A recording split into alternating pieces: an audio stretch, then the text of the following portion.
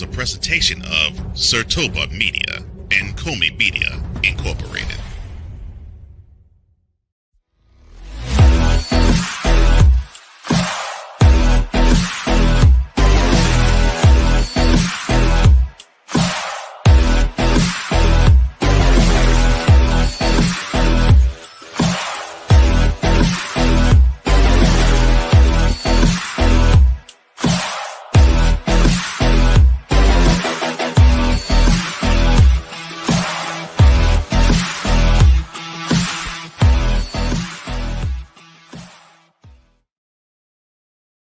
So we have the Chargers, Commanders, and Rams. They clinched playoff spots, along with the Chargers, and the Broncos did not. Well, we'll break all of that down. Week 17, and we will preview Week 18. Up next, this is Total Football Talk.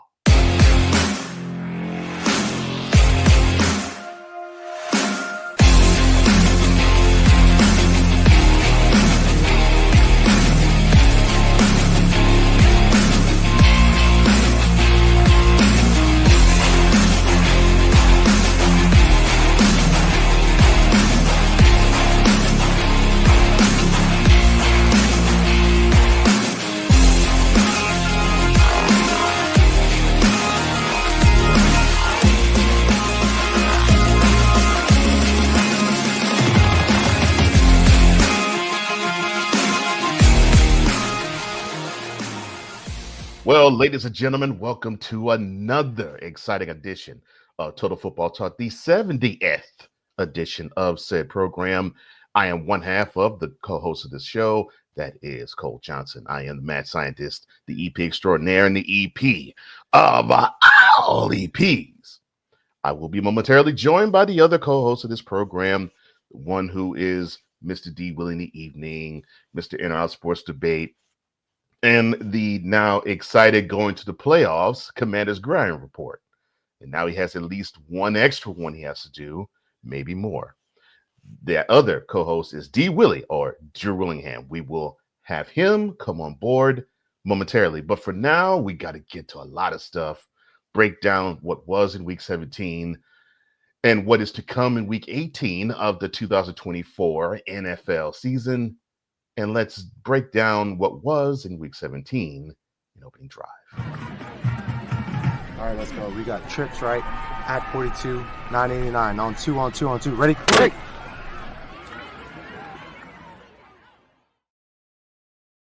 Now, we already knew what happened Wednesday. We don't have to go over that. We may later on. Now, Saturday. That is where we will start. That's right.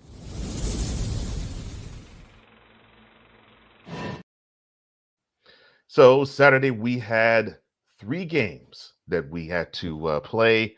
We will touch on 2 of them now. And before we do touch on that, the man that we call Victor Locke, or VLock A3, or the one and only Victor Locke.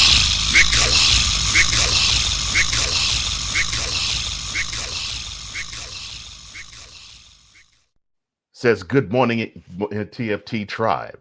Congrats to all those who have made it to the dance. I bow to Sensei Drew Willingham and the EP of EPs, Cole Johnson. Welcome back, Cole. Thank you, sir. Glad that you are a willing participant of this wonderful program of ours in this little corner of our world, our football world. And hopefully you will enjoy what we will unveil today. Now, I think we'll begin with, let me see, how can I describe this game? Yeah.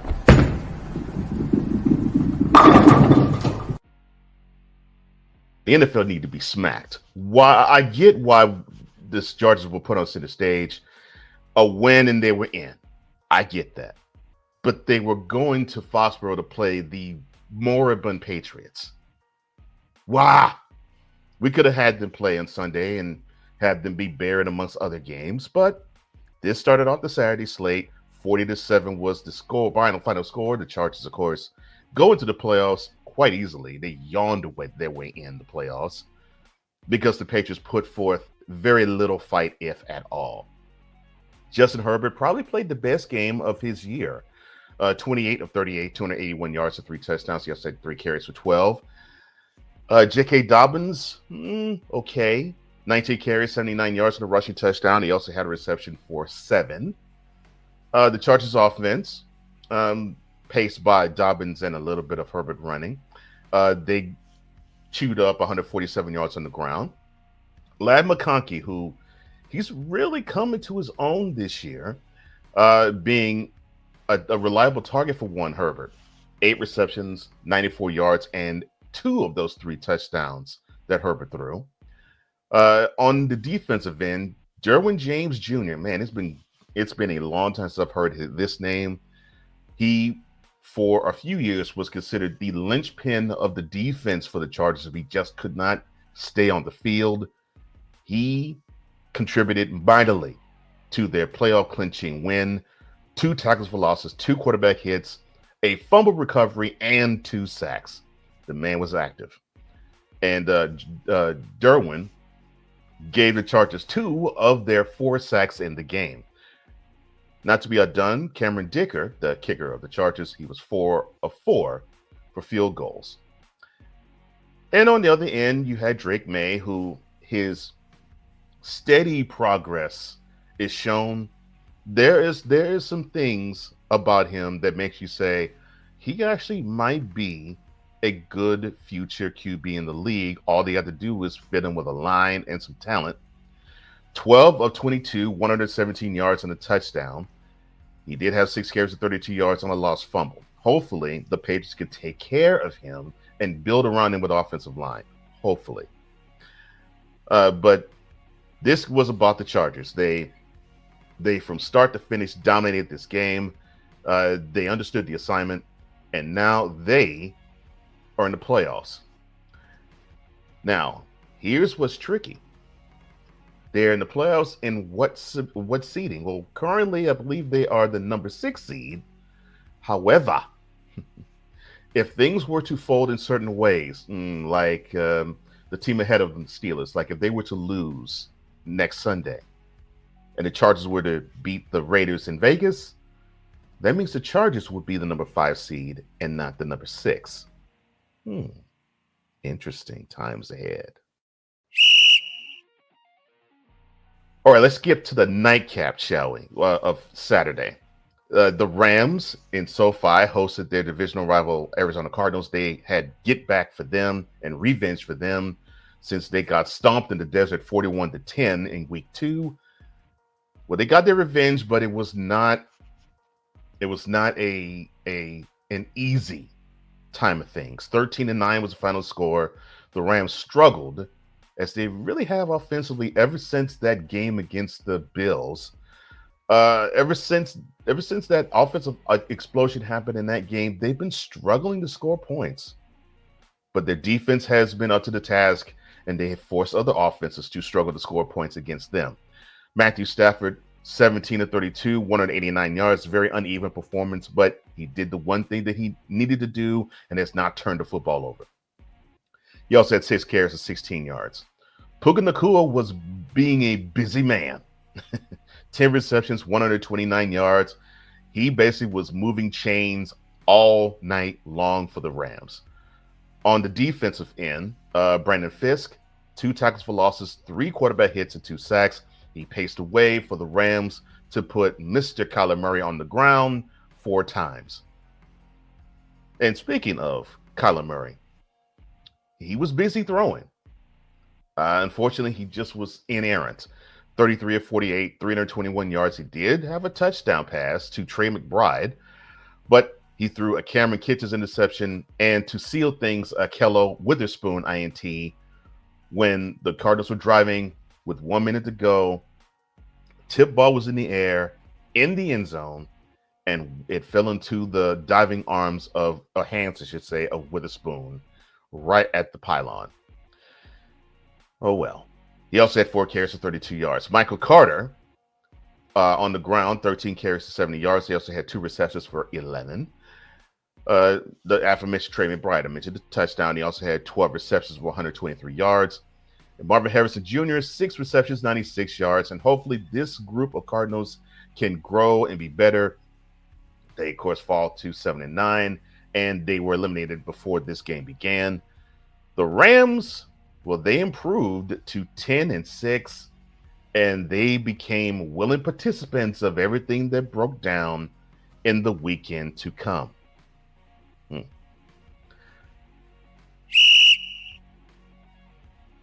All right, let's get to Sunday, shall we?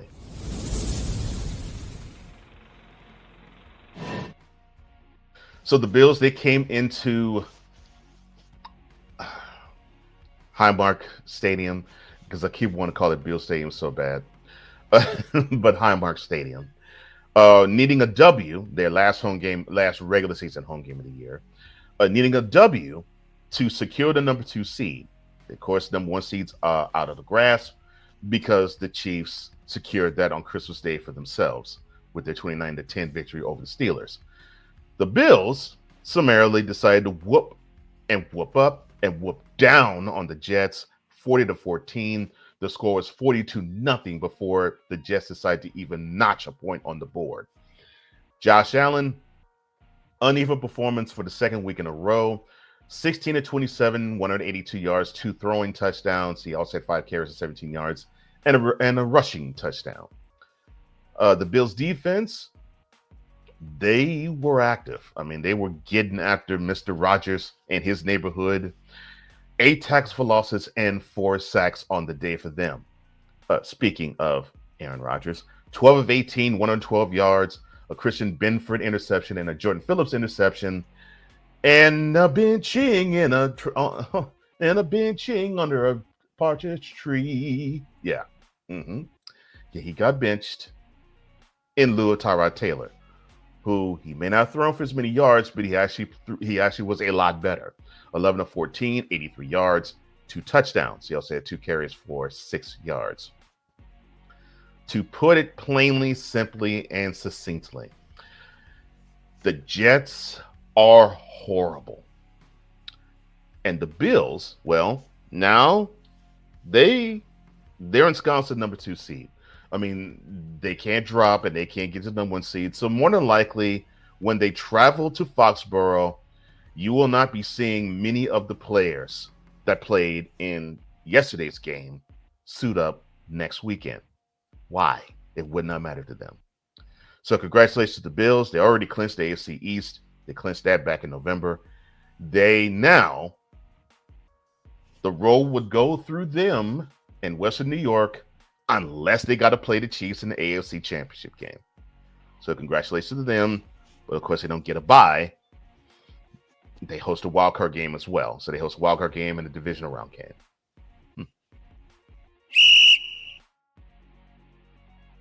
All right, let's get through this one really fast. The Raiders, they beat the Saints 25-10. Aiden O'Connell, 20-35, 242 yards, 2 touchdowns. He also had 3 carries for a yard. Amir Abdullah, who you have not heard him all year long, but he's getting some love considering the Raiders are, I guess, trying to fight for not having a number 1 overall. 20 carries, 115 yards. He also had 3 receptions for 32. 115 yards that Abdullah put him on the ground. That was part of a 156-yard rushing attack that the Raiders amassed. But their defense was even better. They put Spencer Rattler to the turf 4 times, and they had 9 pass defenses. Oh, and Daniel Carson, the kicker of the Raiders, 4 field goals. His long was from 54. And speaking of Spencer Rattler, he was 20 of 36, 218 yards, a touchdown, and a Thomas Harper INT and a Jack Jones interception. He also carried the ball 3 times for 46 yards. And basically, Rattler rushed for 2/3 of the Saints' rushing total, which I believe it was like 63 for the day. So, no, not 2/3, 3/4. Pitiful. You should not have your quarterback run for that amount of yards and be that focal of a point for your offensive attack on the ground. I digress. Let me get off my soapbox Oh, Lord. The Raiders, they improved to 4-12. The Saints, they dropped to 5-11. Yeah, that game is.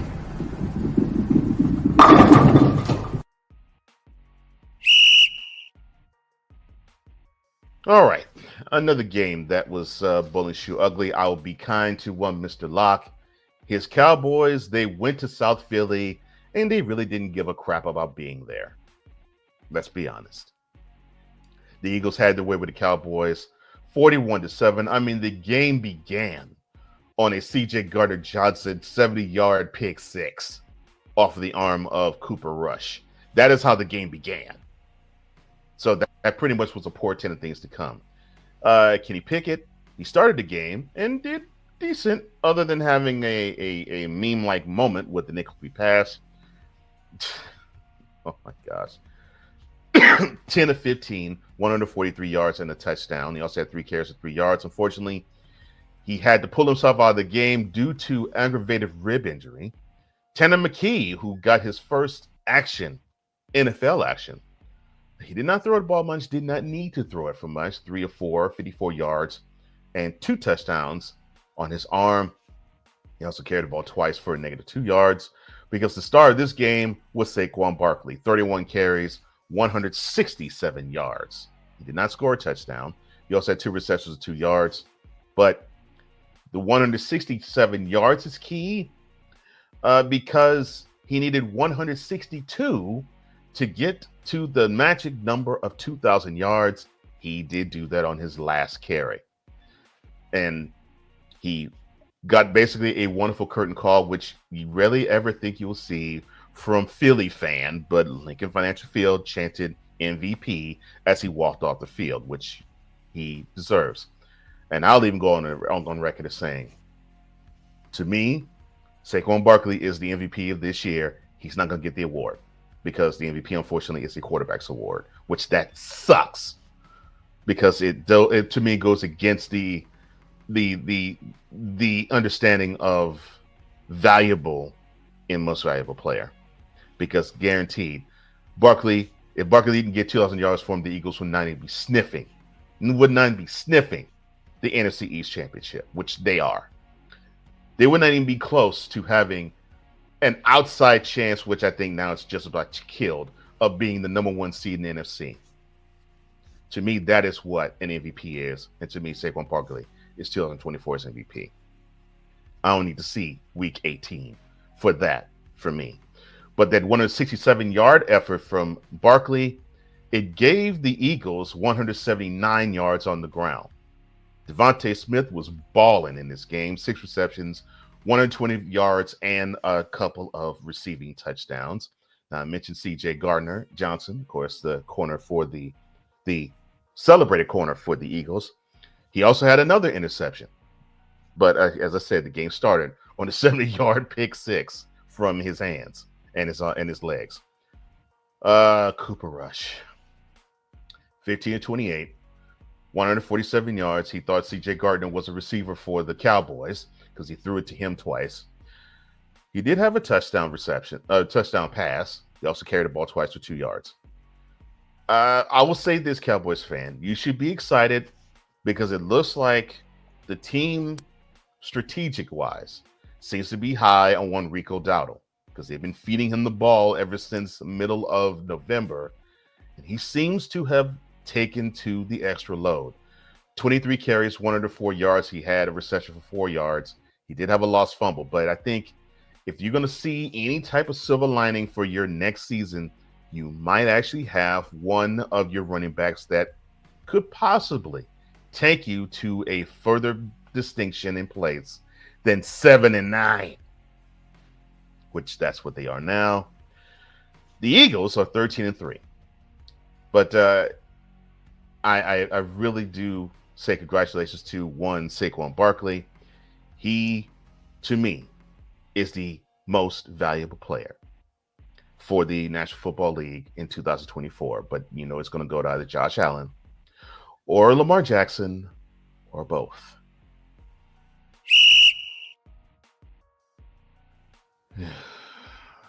Lord.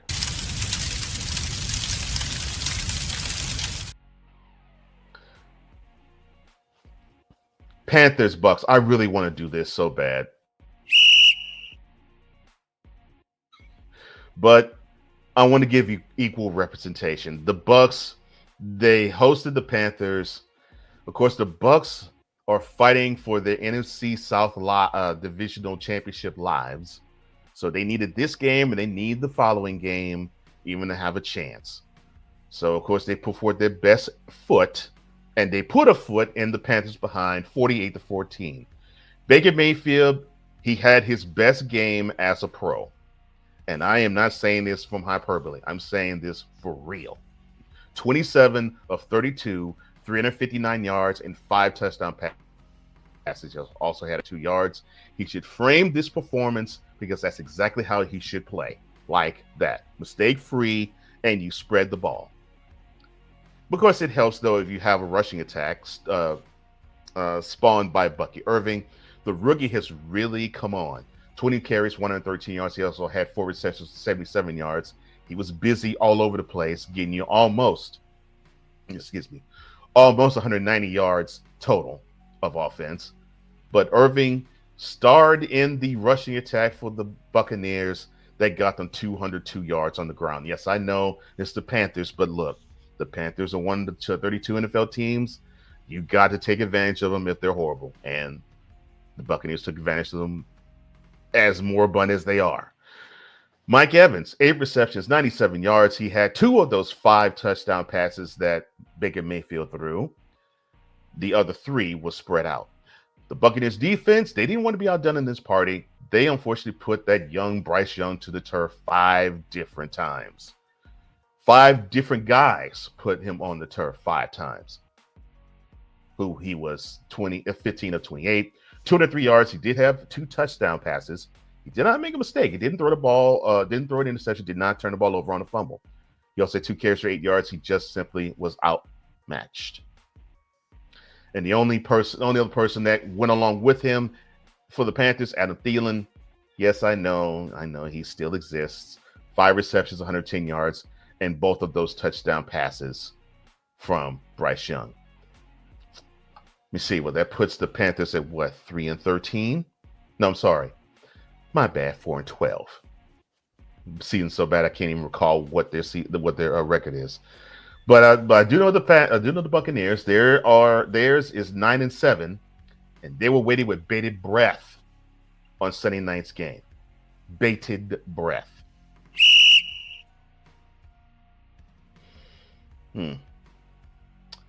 Well, speaking of bated breath, that is what I wasn't doing in watching the Jaguars host the Titans. In fact, this game was so bad for this whole one, it's going dumpster Pelican. 20-13 was the final score. The game wasn't that close. The game wasn't even that interesting. Mac Jones, 15-22, 174 yards, and two throwing touchdowns. He also had 6 carries for 22. Brian Thomas Jr., who that's been the only bright spot for the Jaguars. 7 receptions, 91 yards, and one of those 2 touchdowns. On the defensive end, Devin Lloyd. He got a pick of one Mason Rudolph, who was 19-31, 193 yards, a touchdown, and that aforementioned interception. He also had 5 carries for 23 yards. Ty J. Spears, who he's come on as of late, and his effort was wasted. 20 carries, 95 yards. He also had 3 receptions for 8. And Calvin Ridley, 5 receptions, 84 yards in the air. He also had a carry for 7 yards. Good Lord. The Jaguars improved to 4-12. The Titans, they fall to 3-13. And watching this game made us all take the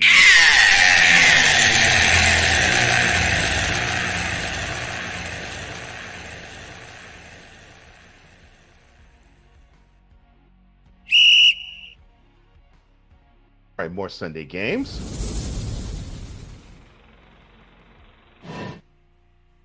There was a few. In fact, there was only 2 that happened in the afternoon. The Browns hosting the Dolphins, and people were hoping that the Dolphins would freeze their way to an L. the Browns are just that horrible. 20-3 was final score. The Dolphins really did not play all that hard and all that well, but they didn't need to because the Browns are just that bad. Of course, Tua did not play. Tyler Huntley played in his place and did really well, actually. 22 of 26, 225 yards, and a throwing touchdown. He also had a rushing touchdown on seven carries for 52 yards. Tyreek Hill, nine receptions, for 105 yards. Defensively, Tyrell Dotson gave you a pick of one Dorian Thompson-Robinson. Yes, I know Jameis Winston was not starting. He's been pulled for the rest of the year just to have Mr. Thompson-Robinson play out the string. 24-47, 170 yards, and that aforementioned interception. He also had a lost fumble on 4 carries and 10 yards. Jerry Jeudy, once a Bronco, now Brown, 12 receptions, 94 yards. This is what sucks for me. Myles Garrett, as crappy as the Browns is, this man is still putting in work. 4 solo tackles, 2 tackles for losses, 2 quarterback hits, and 2 of the Browns' 4 sacks. Say what you will about the Browns, you can't say that Myles Garrett sucks as a football player because that dude is doing the job. Unfortunately, he just has many who aren't doing the job with him. The Browns, they fall to 3-13. The Dolphins are crossing everything, fingers, toes, and eyes, as they improve to 8-8, and they hope for a scintilla of a shot at the playoffs and that number 7 seed. Now, what was hyped as the game of the week, the Minnesota Vikings in the Twin Cities hosting their rival Green Bay Packers, the last regular season home game for the Vikings, went the Vikings' way. And this game went similar to how when they played back in, I think, September or early October. The Vikings rushed out to a double-digit lead. The Packers feverishly stormed back in the game, got within 3 points, actually got within 2, attempted an onside kick, and the Vikings won the game. Well, that pretty much was the formula for this game. Except they didn't do an onside kick, did the Packers in this game. They straight up kicked the ball to the Vikings, hoping for a defensive stop. They didn't get it. 27-25 was the final score. 29-27 was the final score of that game in Lambeau that the Vikings also won. So they swept the Packers. Poor Packers. They got swept by the Vikings and the Lions. Otherwise, they only have lost 1 game against any other competition. Whew. Wow, that's brutal. Sam Darnold on 33 of 43, 377 yards, 3 touchdowns, and only 1 mistake. A very enlightening, very athletic Carrington Valentine interception. He also had 3 carries for -3 yards. Justin Jefferson, 8 receptions, 92 yards, and the defense was rolling the coverage his way, and he still got none of this. Jalen Naylor, who I think was the beneficiary early of the heavy coverage in Jefferson's direction, 5 receptions, 81 yards, and a touchdown. On defense, Blake Cashman, 6 solo tackles, a tackle for loss, a quarterback hit, and a sack and a half. He was a busy man in this game. Vikings kicker Will Richard. I feel for the dude. I mean, he was trying his best. He did make a long of 50 yards, but unfortunately, he had a 55-yarder that was just a wee bit short, and a 50-yarder that kissed the left upright and bounced forward. Tough luck for him. On the other side, Jordan Love, 19 of 30, 185 yards, and a touchdown. He also had to carry for 6 yards. Now, this is what I have to say about this particular game. Matt LaFleur, you lost this game for your team. 4th and 2 on the Vikings 25 in the second quarter. You're down 7-3. You decided to go for it instead of to kick a 42-yard field goal. So you didn't convert the 4th down. The Vikings marched down the field. They kick a field goal on that ensuing drive. You would have loved for those 3 points, wouldn't you? Otherwise, you would have had a 28-27 victory. But no, you're dumb. We need to gamble behind, ruin the game for them. That's what you get. Gambling and losing. 11-5 is what the Packers fall down to, and they may have fallen further than they would like. We'll touch on that momentarily. The Vikings, they improved to 14-2. Right now, they hold the second best record in NFL and the best record in the NFC. That's because the Lions haven't played yet, but we'll touch on that later. Now, I really wish I had my part. In fact, I'll put a pause on that for a quick second. Mick, what's up? It's good to see you, my man. It is good to see you. I'm glad you're here. Unfortunately, for the next game I'm going to say, it's going to hurt your heart because your team really got the ding because of it.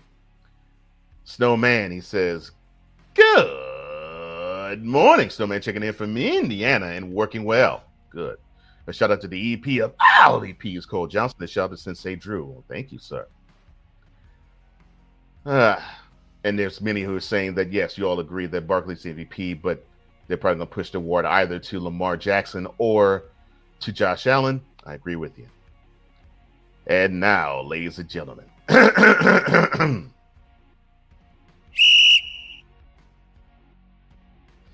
man of the hour. The man is too sweet to be sour. That's right. The man has arrived. Mr. In or Out Sports Debate.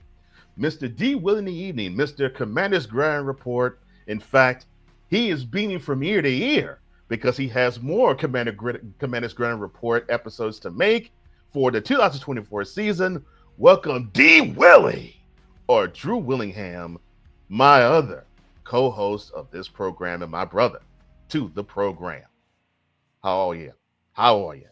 It is a great Monday morning to be off of the throne and back on the show because we have some great football action that we have to discuss on this morning. And your timing is absolutely impeccable, sir, because we are actually going to break down the Falcons Commanders game. Look at how God works and look at how you work. You came in right at the time that I wanted you to come in on because I did not want to do this one solo. So this was a nip-and-tuck game. You could say that both teams made their fair share of mistakes, but in the end, doesn't matter. The Commanders came in this game needing a win to go to the playoffs. This win also would secure the NFC West bag for the Los Angeles Rams, and it would summarily eliminate the Seahawks, which the 30-24 in overtime game did. The Commanders beat the Falcons in a thrilling game in Landover. Jaden Daniels, 24 of 36, 227 yards, 3 touchdowns.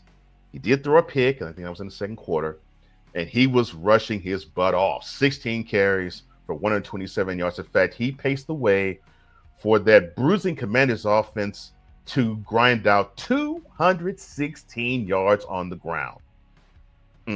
And the touchdown to get them that lead, that warmed my heart, brother.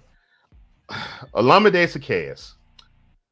Now, you can get on him for the drop that he made in the fourth quarter, but he really had a good game. In fact, this is a career game for me in what I can ascertain from him. 8 receptions, 85 yards, and a touchdown. He also had a carry for 8 yards. Let's go to Michael Penix Jr., who he already had an NFL start under him, and he did wonderful. In his second start, in his first road NFL start, it was uneven, but he came up clutch when necessary. 19-35, 223 yards. He had a touchdown, but he also threw a pick to Quan Martin. He also did carry the ball twice for 3 yards.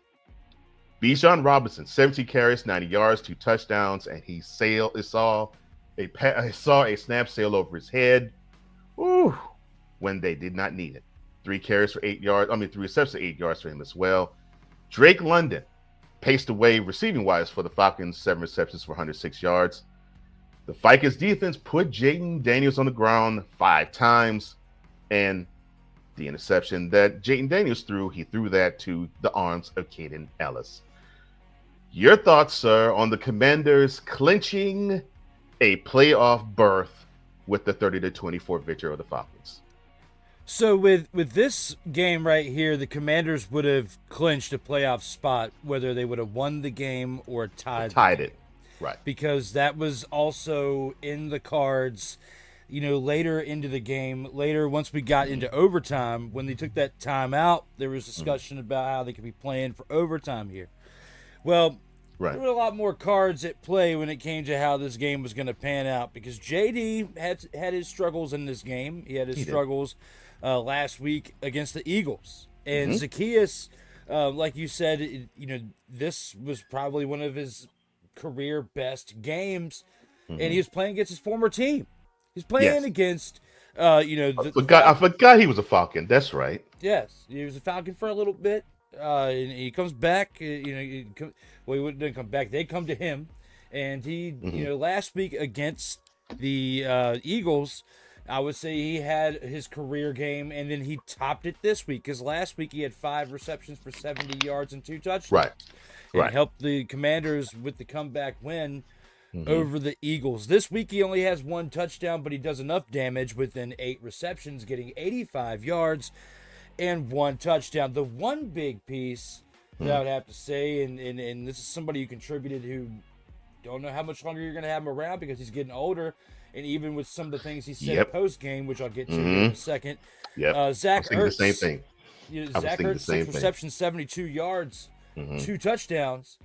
With what he did there, post game, he's talking about playing with Jaden Daniels at the end of his career. So what does that mean? Is this a one and done year for him in Washington? Does he have another year or 2 left?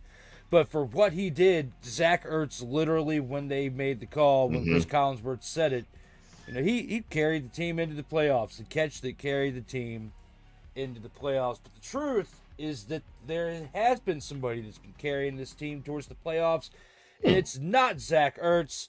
It is the one that Northwest Stadium's crowd was chanting MVP at the end of the game. And he's definitely not the MVP this year, but he is going to be the Rookie of the Year. He will be MVP, the NFL Rookie of the Year. Commanders. And if Lamar Jackson or Josh Allen didn't exist this year, and potentially Joe Burrow, then you would have your best shot. Because I would say, I think Jaden Daniels is in the top 5 for voting for the MVP potentially, and that's even I can see that with Derrick Henry and Saquon. I can see that top 5. I can see that. Yeah, Joe Burrow, even if he leads the Bengals into the playoffs, you have to look at the fact that JD has had 2 come from behind wins, one with the Hail Mary, the other one with that drive last week against the Eagles in less than 30 seconds left in the game. And the touchdown with 10. Goodness gracious. And this week counts because it was an overtime. And it was their first overtime game of the year. It was the Falcons' second overtime game of the year, because they have gone into overtime with the Buccaneers earlier in the season. And won that one. So now they're 1-1 in overtime games. But the big contributor here was Jaden Daniels, 24-36, 227, 3 touches, like you said. He did throw the pick early on in the game, but the one thing is, he coughed, but he persevered. He persevered, and he came back, which it shows a lot of poise, a lot of things that quarterbacks of the past didn't do the greatest job of. Once they started turning the ball over, that pretty much wrote the rest of the story for the rest of that game and how that was going to go. So, let's say later in the game, Chris Rodriguez Jr. was a big contributor with that late scoring touchdown. He was huge. His numbers don't say a lot, but that doesn't always speak volumes for what happens. Doesn't matter. But the one thing that did speak volumes is that your quarterback had twice the amount of rushing yards that your number 1 running back did. That is one thing that concerns me going into the playoffs. Yes, sir. You need to hope that you play the Rams in the first round, and we'll talk more about that later on. You, as much as you don't need to play your starters for the entirety of the Week 18 game, I still think it's important that you win that game. Yeah, you need to win that game, because that getting the 6th seed is more important than getting the 7th. I think you can beat Philly in the playoffs, but I don't think you can beat them in the first round. I just think that By the time the first round comes around, Jalen Hurts is going to be fine. Well, hopefully, Right. Hopefully. hopefully he'll be fine. Yes. Hopefully. Yeah, Be because fine. for their sake, because Kenny Pickett is not going to carry them to the Super Bowl. There's no way that's going to happen. Kenny Pickett absolutely is terrible. But the one thing I can tell you is that if the Commanders get the Rams the first round and it's the 3 versus the 6, I really like their chances. I like that matchup better. Yeah. I'm sorry, playmaker, but when it comes to the Yeah. defense on offense matchup for both sides, I like it. And they just need a break from the Eagles for a week or two. If I don't think that they're going to make it to the NFC Championship, but I want the best case scenario to, if they do make it to the NFC Championship, the only way they're making it to the Super Bowl this year is if they play them in the NFC Championship and things happen to go their way in ways that I can't even predict at this time. But I don't even think we're going to even get close to that. I think that they face the Rams in week 1 in the wild card round. They can win. More than likely get thumped in the second round because you'll still probably you'll be the lowest seed around still at that point, and you'd have to You face might have to go to the the Lions Lions or the Vikings. Ooh. Yeah, either one of those two. Yeah. So there's a it's that's why I say if for your chances this year and for the momentum, I really want to see them face the Rams in the first game. But we'll see how things pan out for this team going forward. But right now, from what I saw, this Commanders team, in the past month, rattling off these wins like they have, since the Hail Mary game, the Bears have been struggling with 10 straight losses. And Sad. Yeah. over the past month, the Commanders now have 4 straight wins. Since they lost to the Cowboys on November 24th, they beat the Titans, the Saints, the Eagles, which finally last week, they beat a team that's over 500. Right. Because I've been preaching that for quite some time. You even reached out to me and said afterwards that I can now rest easy with that one, because that's been my biggest gripe all season long. Yep. Is the fact that this team was winning, but they were winning against subpar teams and, in my opinion, had an easier schedule to get to that point. But it doesn't matter now, because you faced the Eagles and then you faced the Falcons, who, with Penix, they got a very bright future. I love how he looked. Those Oh my fourth gosh. down plays that he was making on that Yes. last drive in the fourth quarter to get Yes. to where the game was tied. Mhm. He made that turnover earlier in the game, but Right. then he bounced back. Mhm. He bounced back to where they had a 14-7 lead, and then it got to 17-7. 17-7. It was a 10-point lead the Falcons had. I wasn't sweating it, though. I was like, you know what? With what they've done and how they've come back throughout certain points of this year, and Penix is still fairly new to the starting rotation over there, I'm not sweating it, and I'm glad that I stayed calm, because even though it got crazy at the end, I just had a feeling, based on what I saw in person with the Hail Mary game, and then last week with the Eagle game, I knew that even though it could go the other way, I wasn't sweating it, man. I wasn't sweating the 17-7 deficit either. My only issue about that was, I was like, doggone it, Commanders, you're committing too many penalties. You're shooting yourself in the foot. And if you stop shooting yourself in the foot, you actually would have an easier time with things. And you'd probably be closer in the second half, because I think you have a bead on what what the Falcons want to do. You just shoot yourself in the foot. And I'll be doggone, they actually stopped shooting themselves in the foot second half. And man, the defense stepped it up. The offense stepped up the physicality in the second half. I was like, now this is how they're going to be tough 25 and forward. Oh man, the Commanders are going to be a tough out. They're going to be a tough out, because I loved seeing the grittiness that I was looking at with that offense. I was like, man, they're punching the Falcons in the mouth. I'm loving it. And Daniels is unafraid to punch him in the mouth too. I'm like, wow. Now, do I want him to have the rock that many times running? No, I don't. But I do like the fact that the physicality of the offense overwhelmed the Falcons front four. And when I saw how they seemed to sell into the game and they took the game over, I'm like, okay, now this is why I figured that they were not going to actually be routed. Because I was like, okay, the is that the Commanders they were making their own mistakes, and they stopped making mistakes. They control this game, and they did, man. But yeah, all I have to say is the poise that I saw from two rookie QBs in a Week 17 game. It just goes to show how good of hands this league is in, because I don't Penix, wow, and Daniels, woo, man. I don't recall another time when this late Man. in the season that we had two quarterbacks featured like they were rookies in prime time with a game or two left in the year. Like with week back then, it would have been week 16, week 17 with 16 game season. I don't even recall that when we had Andrew Luck and RG3. Nope. Which the numbers that Jaden's put up this year are better than what RG3 did in 16 games, because it was. You know, again, people can put asterisks all they want to with 17 game seasons, but the fact that these players are doing it within 16 games. Now, there can be arguments that are made to the Eric Dickerson record because of it is 101 yards, and Saquon.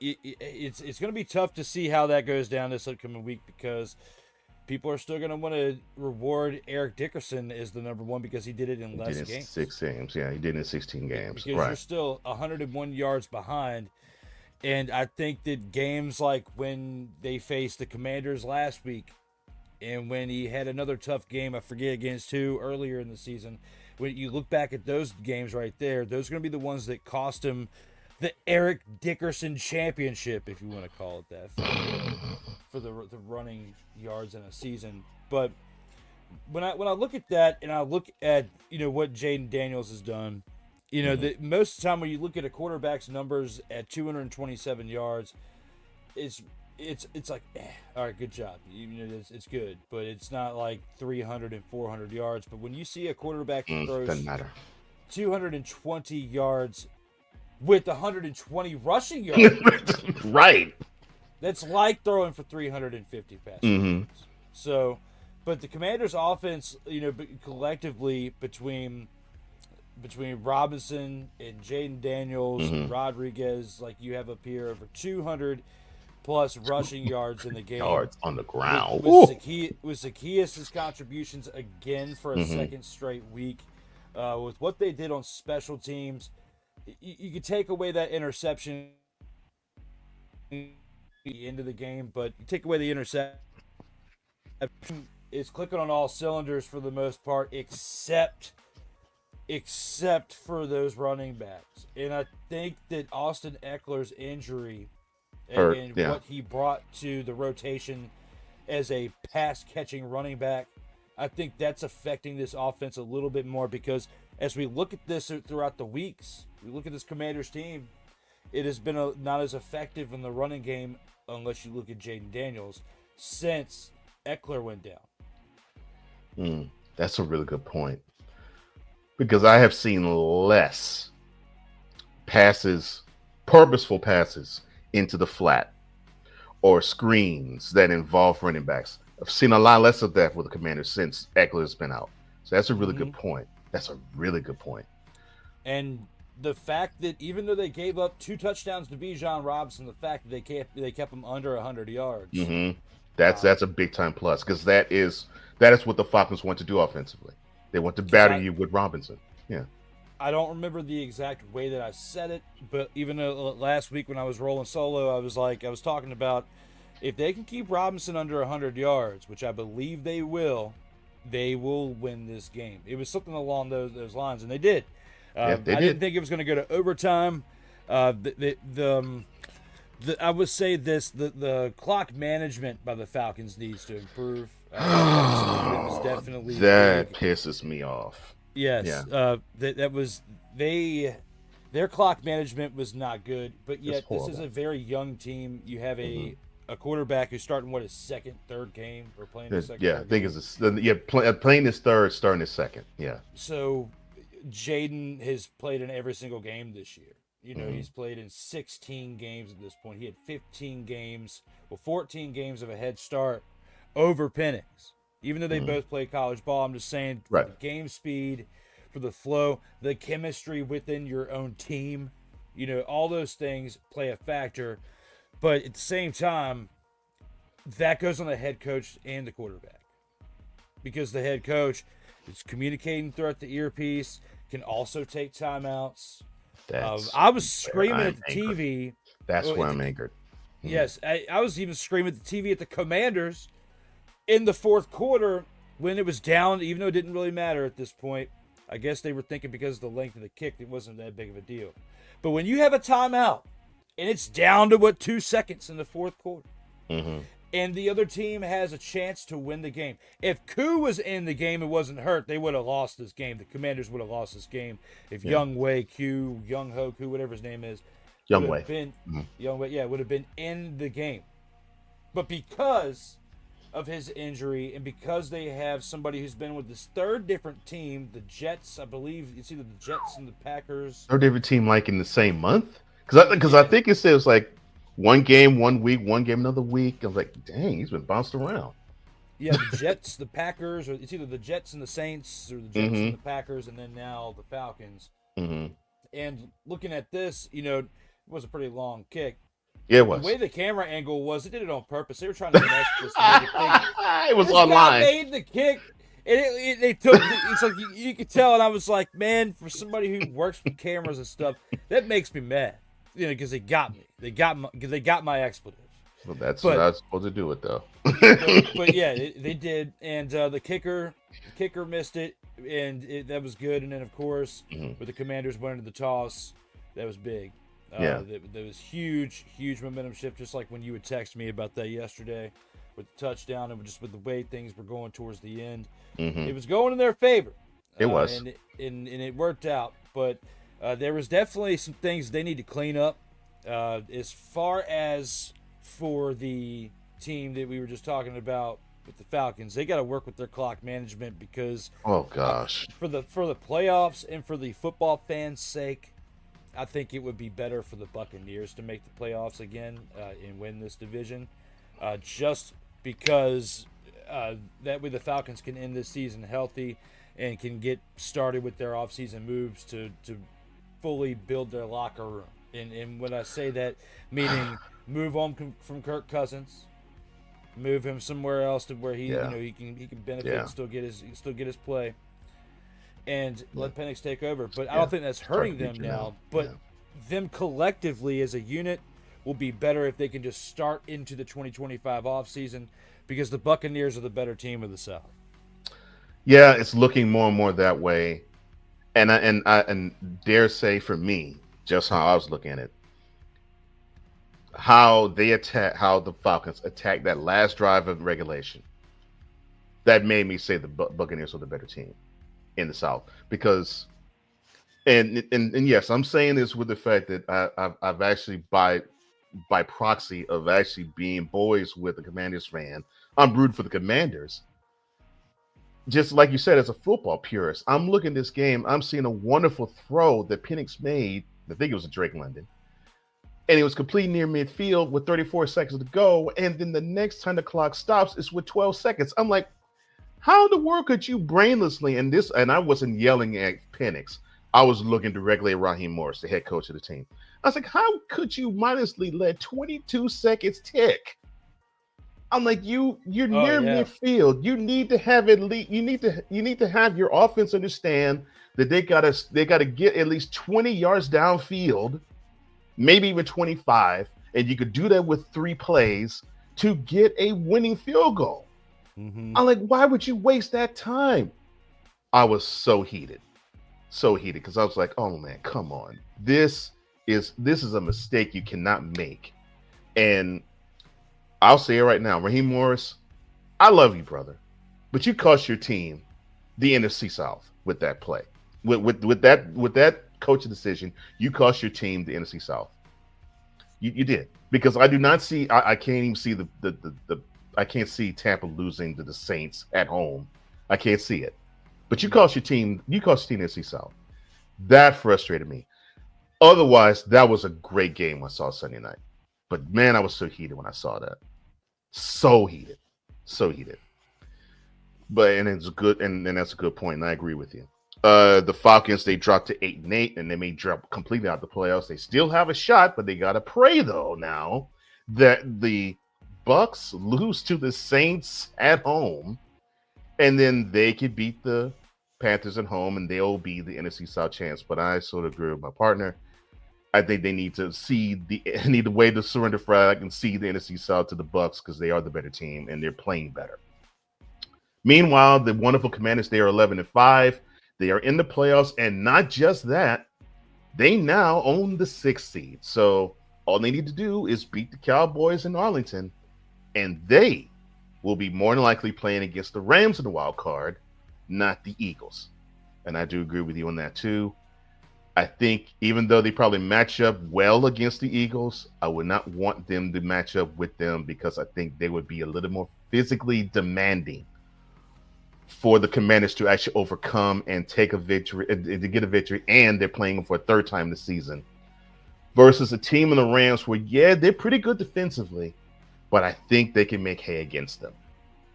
And I think the Rams on the other end, they've been having issues executing on offense other than Stafford to Nakua and sometimes Stafford to Kupp.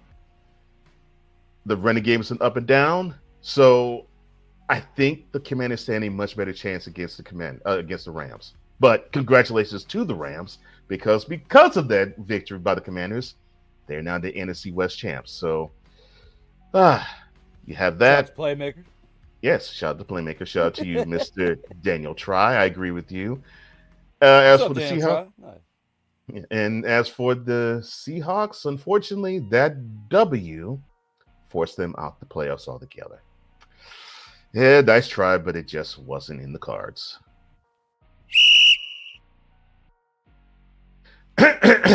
And now.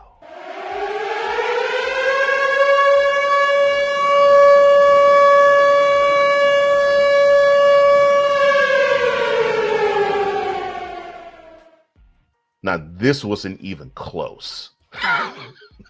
There wasn't a game that even came close to registering being an upset of the week other than the Colts and the Giants. Why? The Colts were an 8-point favorite, and all they had to do was keep on winning because they got the gift with a Bengals victory at home against the Broncos to have their scintilla of a shot grow wider. But that only one job turned into a 45-33.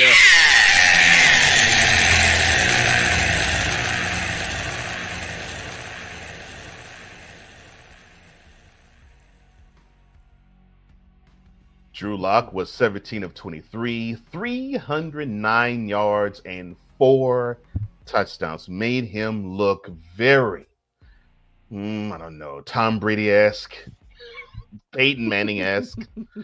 Oh my gosh. He also had 5 carries and no yards, but 17 of 23 for 309 yards and 4 touchdowns. The Colts defense should be ashamed of themselves.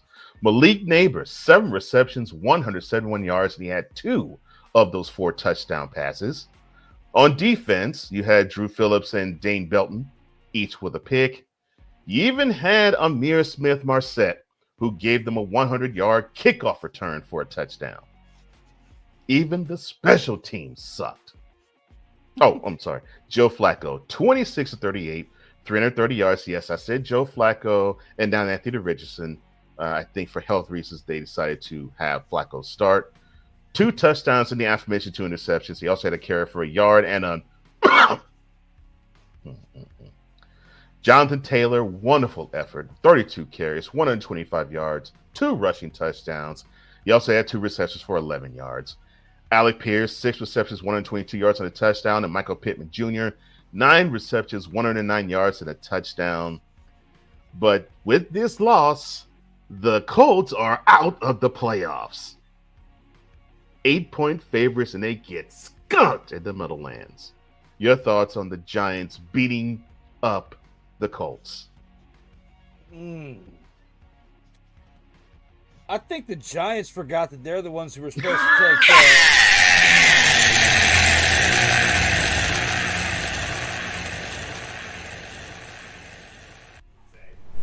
guys want to hear a fucking story? If you want to have the number 1 overall pick, you cannot win games. I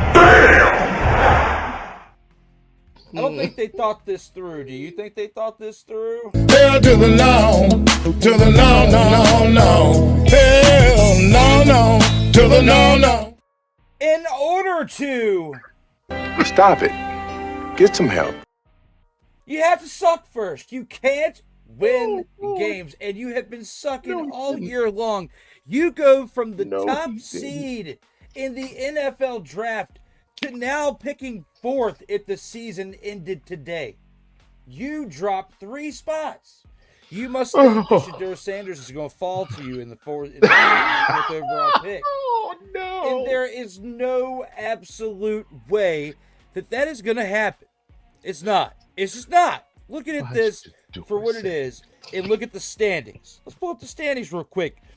Being ahead of you right now, we have the Patriots, the Browns, the Will Levis-led Titans. Okay? The Will Levis-led Titans. Nobody else in the NFC is ahead of you. You're still the worst team in the NFC. But you still have the Patriots, the Browns, and the Titans ahead of you. And the Raiders are a partridge in a turnip pear tree away from you, since we are at the holidays. Okay? Right. So, looking at it for what it is, and the Bears and the Panthers would be right behind you after that. But Lord. You think the Browns are going to beat the Ravens this week? Nah. See, they're still going to stay ahead of you with that. The Titans, with either Will Levis coming off the bench or the racist? Nah. Then you got the Patriots and Drake May. No. So, looking at it for what it is, you are going to be, at best, 4th in the draft order now because you decided to go Tom Brady and get 300 yards and 4 touchdowns, but yet you were so great at your job that you got 5 carries on the day for 0 yards. 5 carries for 0 yards, and you want to sit up here and talk about you like you're Thomas Edward Patrick Brady II. Oh, Lord. Not happening. Not happening today. 5 carries for 0 yards and a touchdown. You're lucky you have the touchdown to offset all the negativity on the other side. Because I thought this was the Colorado Buffaloes where he ran for like negative 29 yards. Okay? Because we are total football team. But yes, you should have put in Tommy Cutlets. I think that they would have been better off just keeping Daniel Jones for the entirety of the season, released him in the offseason, because at least he know how to not win so you can get the number 1 overall pick. Oh, no. Malik Neighbors, the highlight of the game.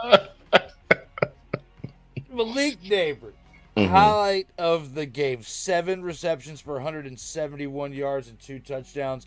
Put up the majority of the production towards Drew Lock's inflated numbers. Without Malik Neighbors, he would not have had such inflated numbers, Cole Johnson. But what I can tell you is this. Tyrone Tracy is not the future at running back. Devin Singletary, 5 carries for 21 yards, and people were trying to talk about the beginning of the year how that was a good replacement for Saquon Barkley. That's an absolute joke in itself right there too. But Malik Neighbors putting up the contribution and the numbers that he did on this day. This is why the Giants I don't even know how you would even say it. You can't say improved to 3-13. Screwed themselves by improving to 3-13 is more like it, because that is what happened in this game. You put up 17 points in the 4th quarter. The most production you had done all game. The most production you had done all season long. And you won. And Shedeur Sanders was wearing New York Giants colored cleats before the game that he had the other day against BYU, Cole Johnson. BY mother-fathering you. And now we're looking at the New York Giants. And we're going to sit here and we're going to say that they did something spectacular this past weekend. They didn't do anything spectacular. There's no absolute way that this team did anything to where I can do this for them. Acknowledge me. The Giants are getting pretty close to being put in this category right here. This has been yet another beating a dead horse presentation. And some of you out here might say, That's terrible. and that's not a total. Surprise, motherfucker. Looking at this for what it is. When it comes to the EP of all EPs, who is bet, he is going to agree when I sit here and I tell you that there's no way that you can expect to be successful and get the number 1 overall pick and win game.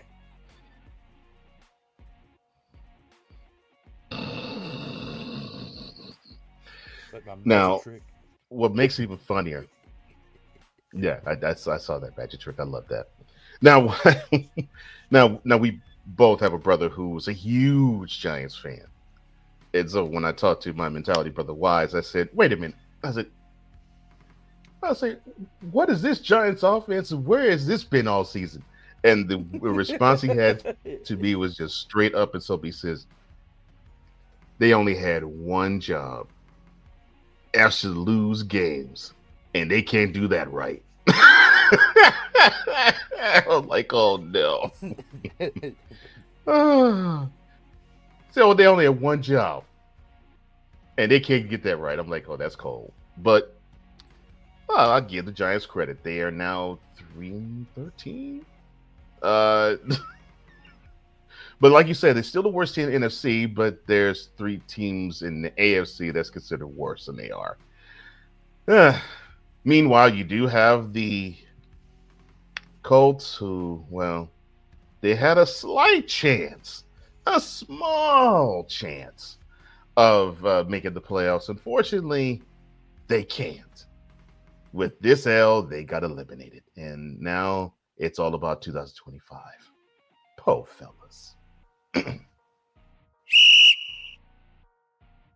And now the game of the week. We could have done this for the Falcons and the Commanders too, but I figured we got to give some love to the Bengals and the Broncos. I mean, this game I did not expect for it to have been the way it was, but it actually was nip and tuck in Paycor in Cincinnati. The Broncos came in needing a playoff victory to clinch a playoff spot.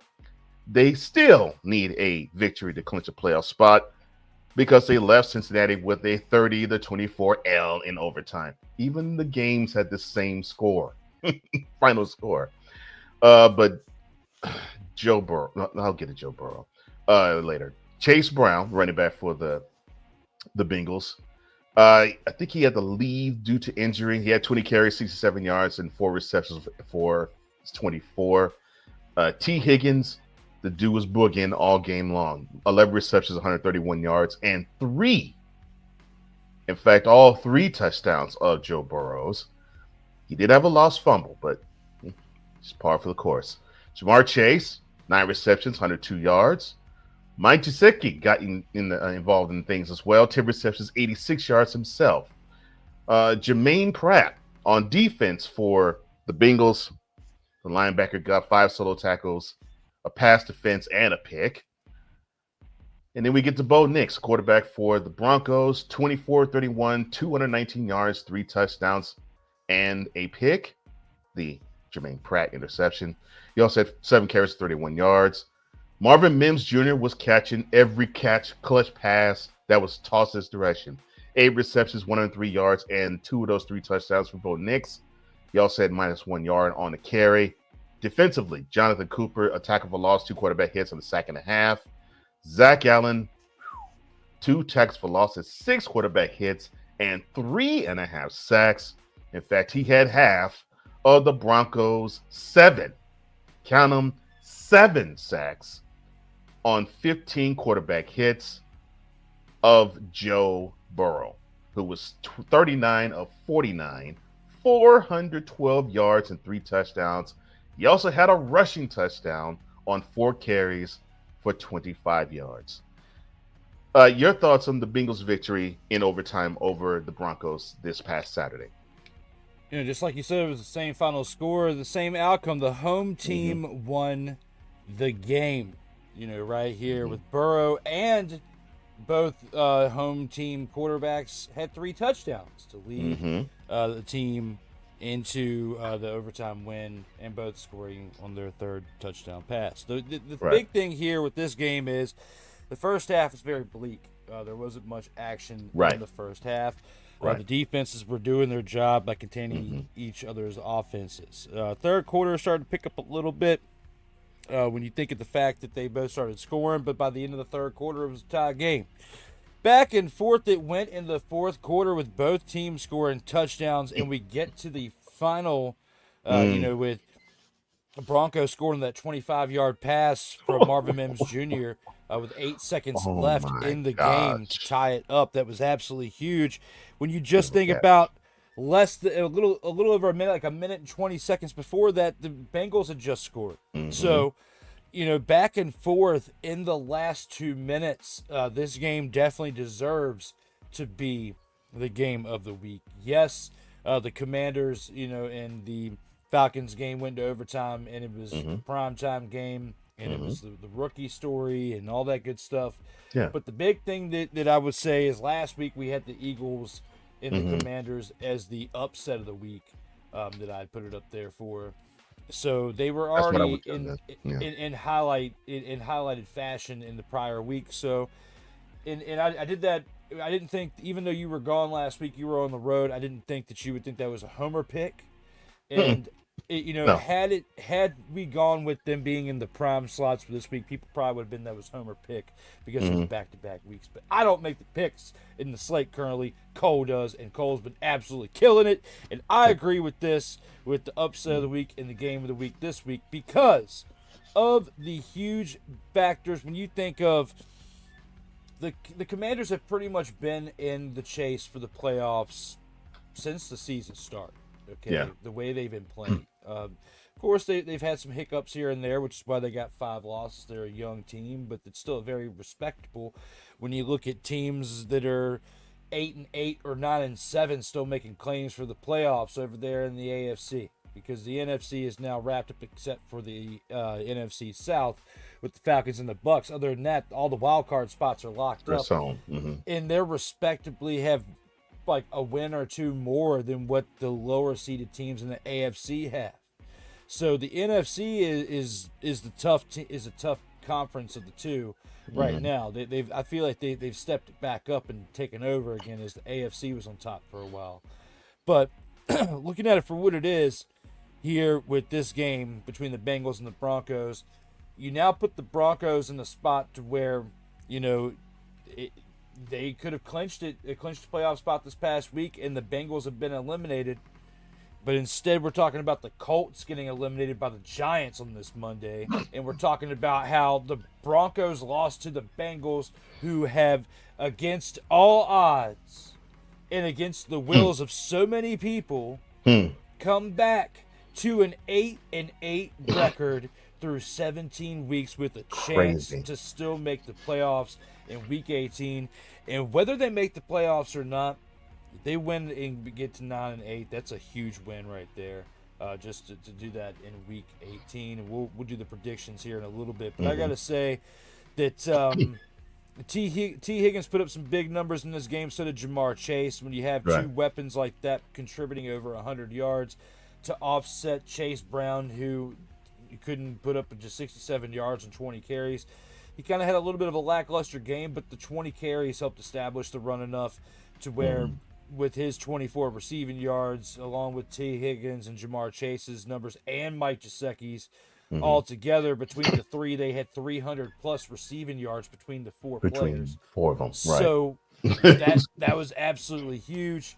The Bo Nix turnover came back to haunt him. I believe, it did. When you look back at everything throughout this game and what really, if you were to pinpoint one thing that really cost the Broncos, unfortunately, a rookie mistake, and it's true because he was a rookie for what he did. Yeah. But the Broncos defense to have 15 quarterback hits and 7 sacks like you have here is absolutely insane. When you see numbers Mm-hmm. like that, they generally win the game. Yes. I thought at Yes. first that you meant to put that for the Bengals, but Mm-mm. no, this is No. absolutely true. I double checked it, and Mhm. just to make sure that I was speaking correctly on it. Yes, 15 quarterback hits and 7 sacks, absolutely absurd. They punished Joe Burrow. But it Mhm. just goes to show Dollar Tree Macaulay Culkin is tough as nails. Dollar Tree Collie McCalkin. Okay. I think I will never unsee that with Joe Burrow ever again. But yes, I'll put that stat line down there because of that. I was like, this dude threw for over 400 yards and he took that many hits and was sacked that many times. This dude is tougher than sandpaper. I'm like, goodness gracious. But I'll talk about him in another time. But man, it was just when I was watching the highlights of this game, I was just so astonished by it. It looked like it was two evenly matched teams, but they were doing it in their style that it was just crazy to watch. I was like, wow. So you got the Broncos who want to physically dominate. You got the Bengals who want to spread you out, and they were having success against the other. I'm like, how is this possible? And look, I gotta give credit to Bo Nix. I did not think his rookie progression, and yes, I agree with you. The interception he threw to Jermaine Pratt was a rookie mistake. It was a rookie type of read. You know, he rushed, he threw, and he did not account for the linebacker dropping back in coverage. That was a straight up rookie mistake. But I did not account for him to try to rub that mistake off, throw a dime for one touchdown to Mims, and then throw this off-balance throw that landed into the arms of Mims with less than 30 seconds to go in the game. I did not see this from him when he was in Auburn. I did not know he had this type of ability. So I'm like, I'm wowed. I'm wowed by him. But unfortunately, with all the acrobatics and all of the wonderful play, it still fell short. The Broncos still need a W to clinch a playoff spot, but the Bengals still have hope because all they need to do is win, but they got to cross their fingers and hope they receive a couple losses, and the other team that is alive for that number 7 seed, the Miami Dolphins. So you got 3 teams battling for that one spot. Of course, the Broncos can make it moot by winning. But if they lose and the Dolphins win, they're in. If those 2 teams lose and the Bengals win, they're in. And if all 3 teams lose, that means the Broncos will go in. Crazy how that breaks down, but that is your game of this week. And that concludes week 17's action, other than, of course, Monday night. We will get to that momentarily. All right, let's go. We got trips, right? At 42, 989. On two. Ready? Ready.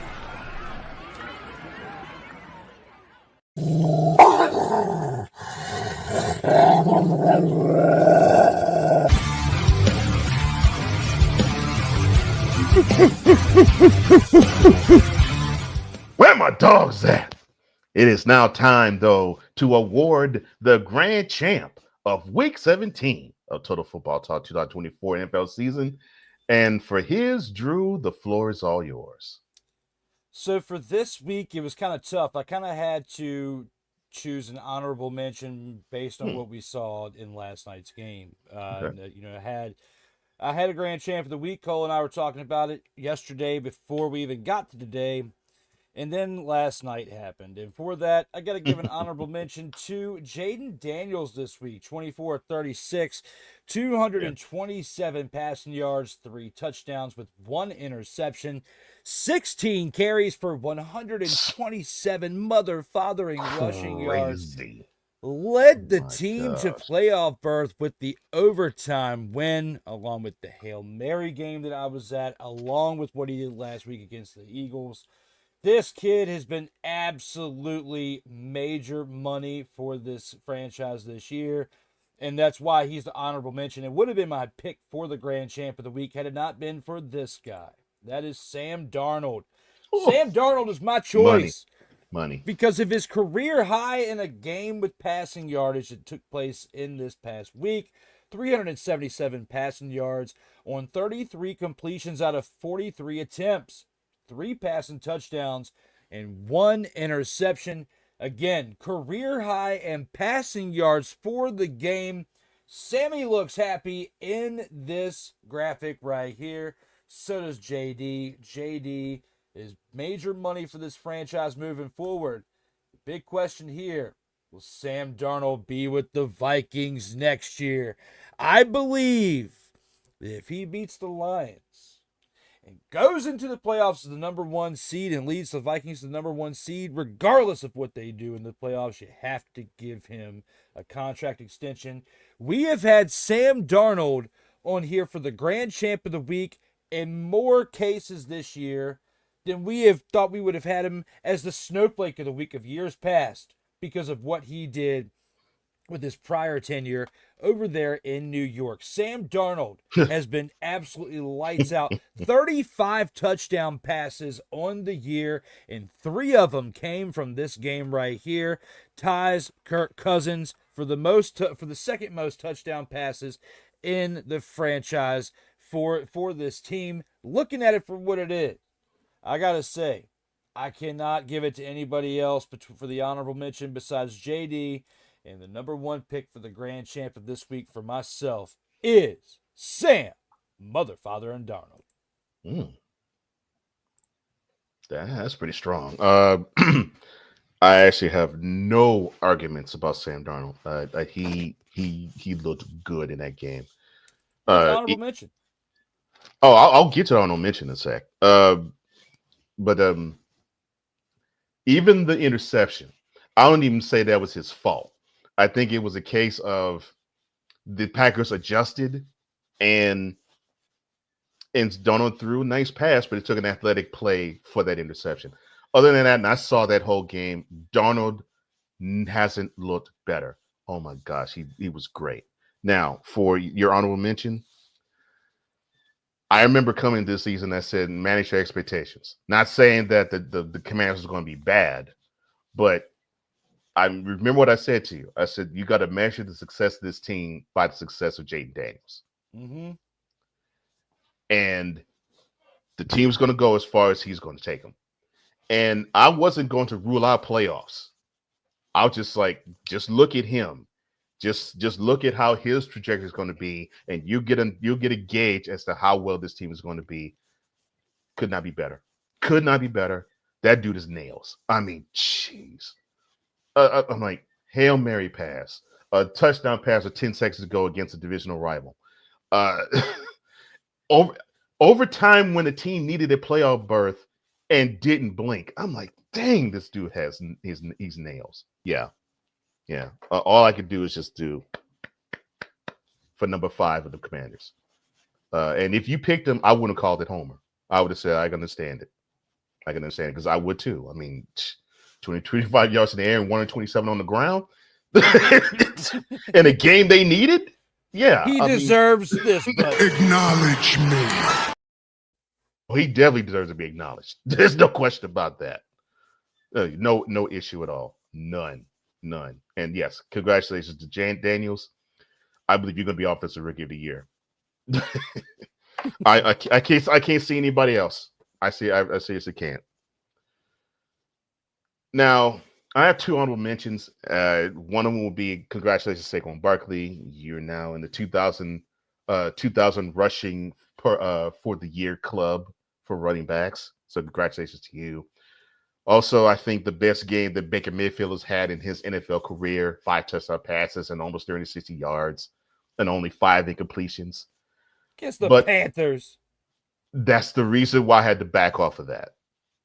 Although it is the Panthers, and I did say it earlier in the program, although it is the Panthers, they still are one of 32 teams that put their pants on, get paid, and are not college teams.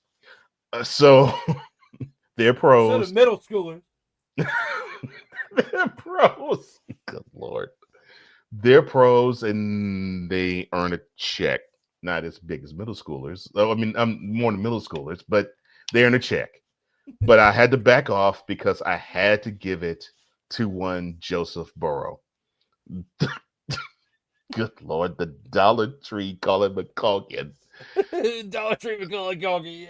Ah, what a Home nickname. Alone, Christmas time, still in the month. What a nickname. Yes, 39 to 49, 412 yards, 3 touchdown passes. He also had 25 yards on 4 carries and a rushing touchdown. Led the team to an overtime victory, and that third touchdown pass was in overtime to T. Higgins over the Broncos in a game that they needed just to survive and to still have a chance to actually have a playoff berth. Here is what is amazing about Joe Burrow. He leads the all QBs in yards and touchdowns for the year. He's not going to get considered for the MVP simply because the Bengals are 8-8. And it's not because of him. It's because that defense has been absolutely atrocious. Just look at the both Ravens games. Burrow threw for a combined 800 yards against the Ravens, and they still were 0-2 against them. So it wasn't him. Oh, and here's the stat to me that blows it away. Burrow, the last 8 games, he has thrown for at least 250 yards and 3 touchdowns in the last 8 consecutive games. I mean, this dude is money. This dude is nails. And in the performance that the Bengals needed, he was bigger than that. And he was getting hammered and still pulled forth those stats. So to me, you were true dog, Mr. Burrow. I like that, and you know, it's this team. It has been willed, you know, from where they were at this rough start of the season to where they're at now because of Joe Burrow. It wouldn't be for him. You know, we speak, you know, of what we say with JD and what he's done for the franchise, the Commanders, And it's well deserved.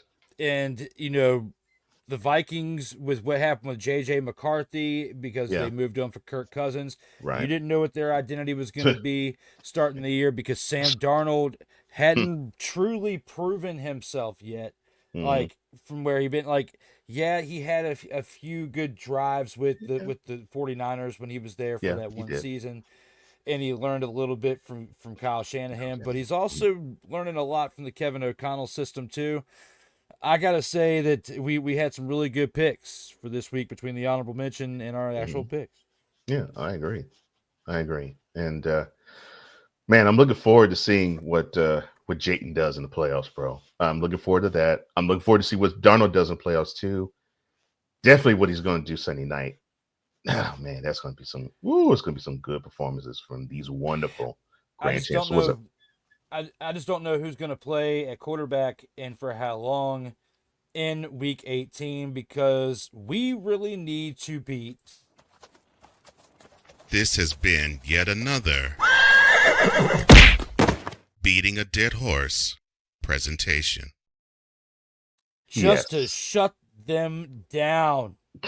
Shut them down because it is time to completely shut them down and get this 6th seed locked in and triple our wins from last season. If you are in this locker room, that is the mindset you need to have at this point. From 4 wins to 12. And yeah, that 12 win would be sweet, considering the kids were Commanders. And you owe them a W anyway. I agree.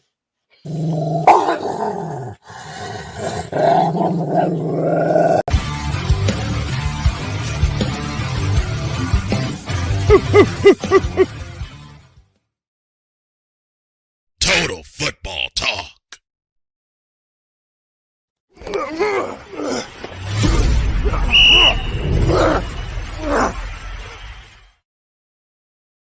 And now it's time for the 2-minute drill. This is, of course, where we will break down and predict and prognosticate the next set of games to come. Now, we do have a matter of a Week 17 game. Doesn't really matter Santa Clara, California, against the moribund 6-9 49ers.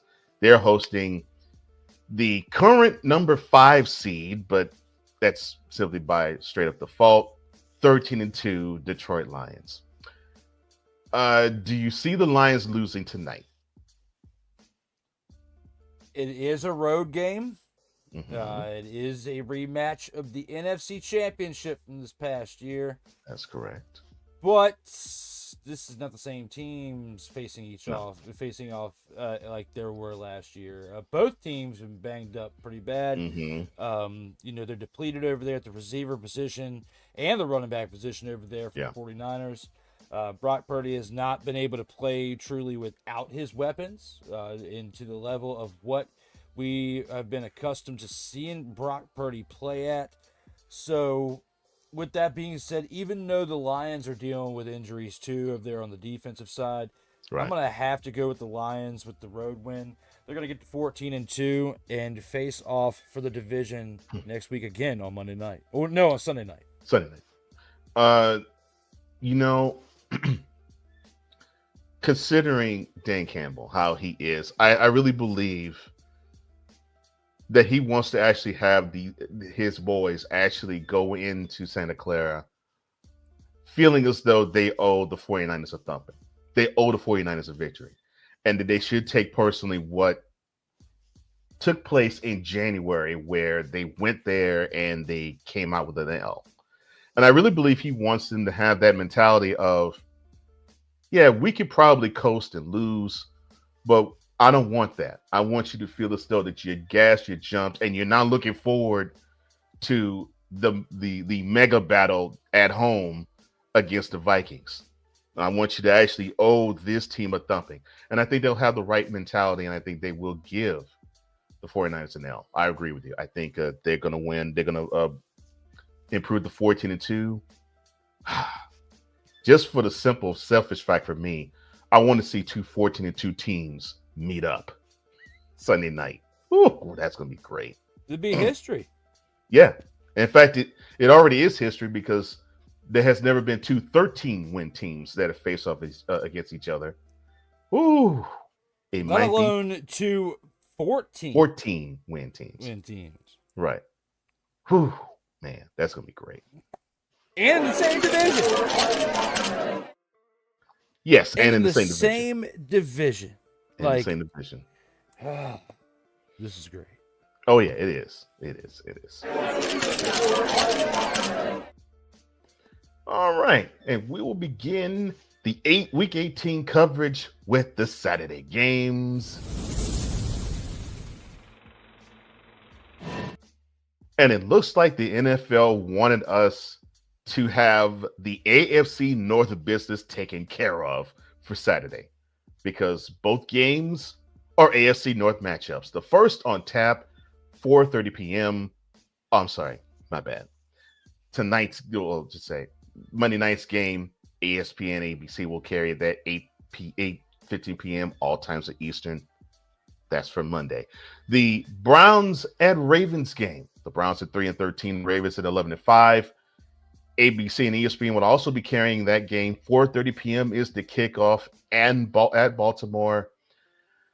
Will the Ravens become the AFC North champions? Because all they have to do is win, and they are. Yeah.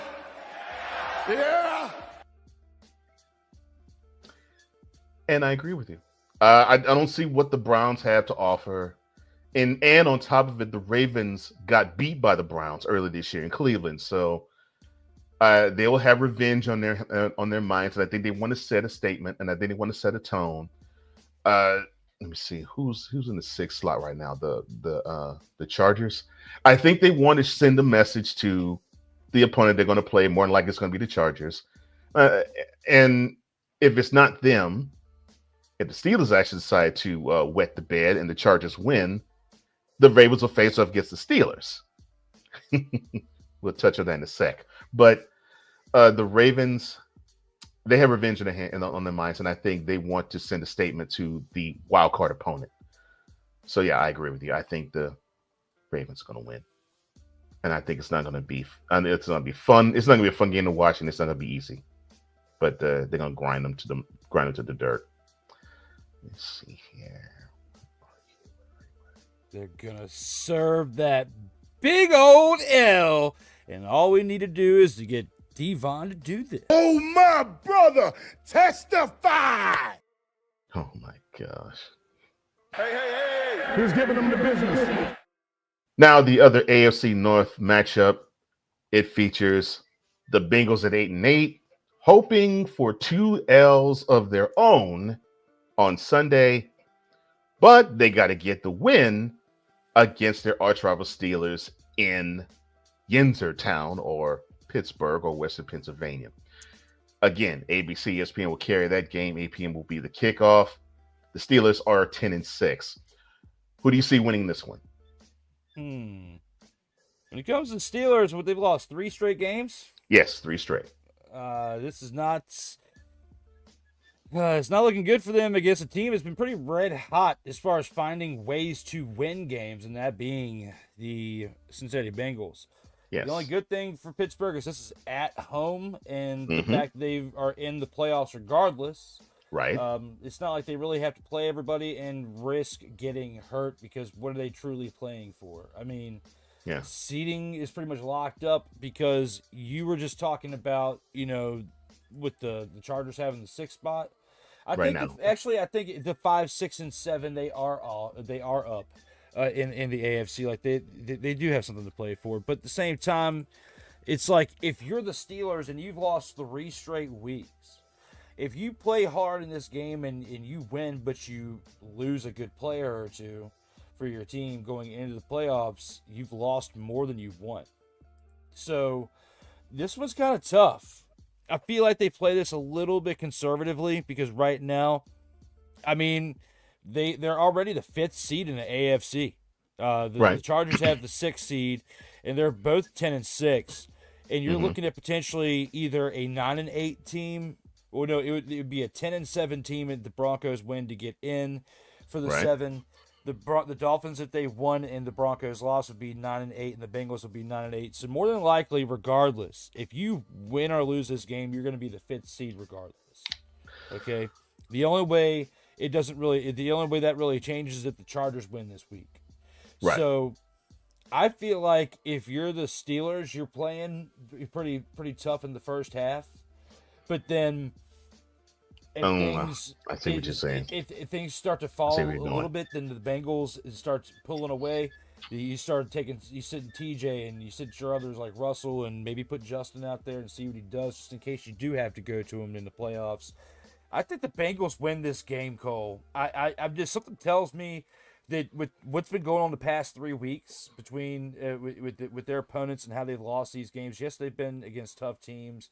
The Bengals are tougher than what their record had been leading on this entire year. We've been saying that all year long on this show. Yeah. And I think it's going to prove a little bit more, considering that DTMC, QB over there, DTMC, Dollar Tree, Macaulay Culkin. DTMC, he is finding ways to get these wins, whether he's home, alone, or not. What? Oh! Yeah. Yes, sir. Oh my gosh. Yeah, I think barring a straight up upset in the Browns-Ravens game, I think it will hinge on how hard the Steelers will go. Because right now they're the 5th seed, and this is how it lays out. They win, they lock the 5th seed down. If they win and the Ravens lose, they lock the 3rd seed down, because they will end up being the AFC North champions. However, I don't think either one of us sees the Browns beating the Ravens, so we think that's off the table. So if the Steelers win, they have the 5th seed. If the Steelers lose and Chargers win, the Steelers will drop to the number 6 seed. Now, as for the Bengals are concerned, they have to win, and they have to be watching. More than likely, they'll be watching the Broncos and the Dolphins. And if those 2 teams lose, the Bengals are in the playoffs. If either one of them wins, the Bengals are eliminated. I think the Bengals, who are coming in off a 5-game winning streak, I may add, I think they are hungrier.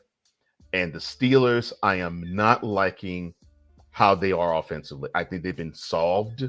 I think they've been figured out. And now the weight has gone back on the defense to actually hold teams. And I think they're tired. I think that defense is tired. I'm not saying the defense is bad. I just think they're worn out. And with defenses, if you ask them to do too much, they're going to, and I don't want to say disappoint, but they're human. They're going to have the red light flashing, the danger light flashing, the we need help light flashing. And with this 3-game losing streak, that is what the Steelers defense has been saying. Look, we get what you are offensively, but you need to help us out, offense. So with injuries and with the fact of overuses in play with defense, I think the Steelers can be had again. And I'm with you. I think the Bengals are going to win this game too, because I think they're hungry. I think they want it more. And I think the Steelers, they're ensconced in playoffs no matter what. They're not going to lose a playoff spot. They just might lose playoff seeding, but I don't think it matters to them, personally. Hey, who's giving them the business? Yeah, I don't Now, think go I don't ahead. think it matters that much to him either. Yeah. And I don't even think it matters to the opponent they play in the wild card, whether it is the Ravens or the Texans. I don't think it really matters to them. I just think they want to get in, and I think they want to get in healthier than they probably are. I think that's really how it is with the Steelers. I'm sorry about your Texans, but I know we're going to talk more about them here shortly because We are. they look like we they're. I'm not just going to let you handle it. We are. We definitely talk about the Texans. Woo, we go talk about it.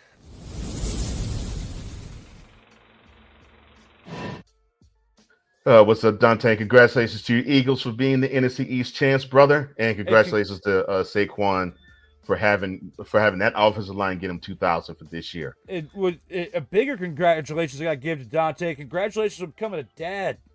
Oh man, congratulations, brother! Yeah. Oh, you a father? Congratulations. The past few days, having a baby and stuff. So congratulations to Dante Heck and his yeah, wife man. for having a baby over there. So he's been doing that. We served him up a tough L, but he was able to overcome that by having a beautiful baby. So good shout out to Dante for the new kid. Oh yeah, definitely congratulations to that, man. Congratulations on being a father, brother. So happy for you for that. Man, good times ahead. I love that. All right, now we get to all the Sunday slate. And there will not be a Monday night game. That will be the following week. But the Sunday games are as follows, and we begins now. The Panthers at 4-12. They travel to Atlanta to play the 8-7 Falcons. Of course, the Falcons need this game to stay alive for the NFC South crown. CBS will carry this game. 1 p.m. will be the kick. Your thoughts on this game and who you see winning it? When it comes to this game right here, I mean, the Falcons really need to win it. They need to win it now, and Tampa Bay has to lose. So the Panthers aren't really playing for much. No, I don't think they're going to pull a Giants. I think the Falcons will win this game at home and improve to 9. Well, they will be 9-8. 9-8. Yeah, they'll be 9-8. Finish the year. Yeah. I agree with you. The Panthers, I mean, heck, they can't really tank. I mean, they're just bad. The Falcons need this game, and I think they will. So, yeah, the pressure will be placed, I believe, on the Bucks. But we'll touch on that later. The Commanders, your wonderful Commanders, they are 11-5. They traveled to the Metroplex to avenge the L they took early this year at home against the Cowboys. Fox will carry this one at 1 p.m. Do you think the Commanders will go for the 6th seed?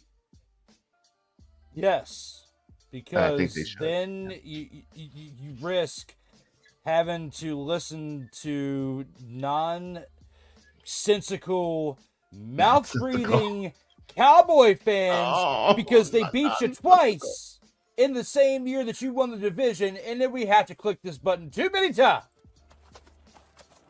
This has been yet another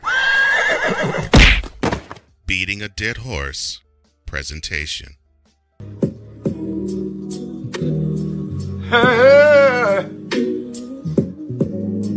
Ain't nobody calling me, texting me, paging me, asking me, are you still involved? Delete! Delete! Delete! Delete! Delete! Surprise, motherfucker. No! We are not going to have that happen this week We're feeling or this good. off season. I would not listen to Cowboy fans say, regardless of what happened, we still beat you twice. No! Not going to deal with that because the commies are going to win or it's going to go.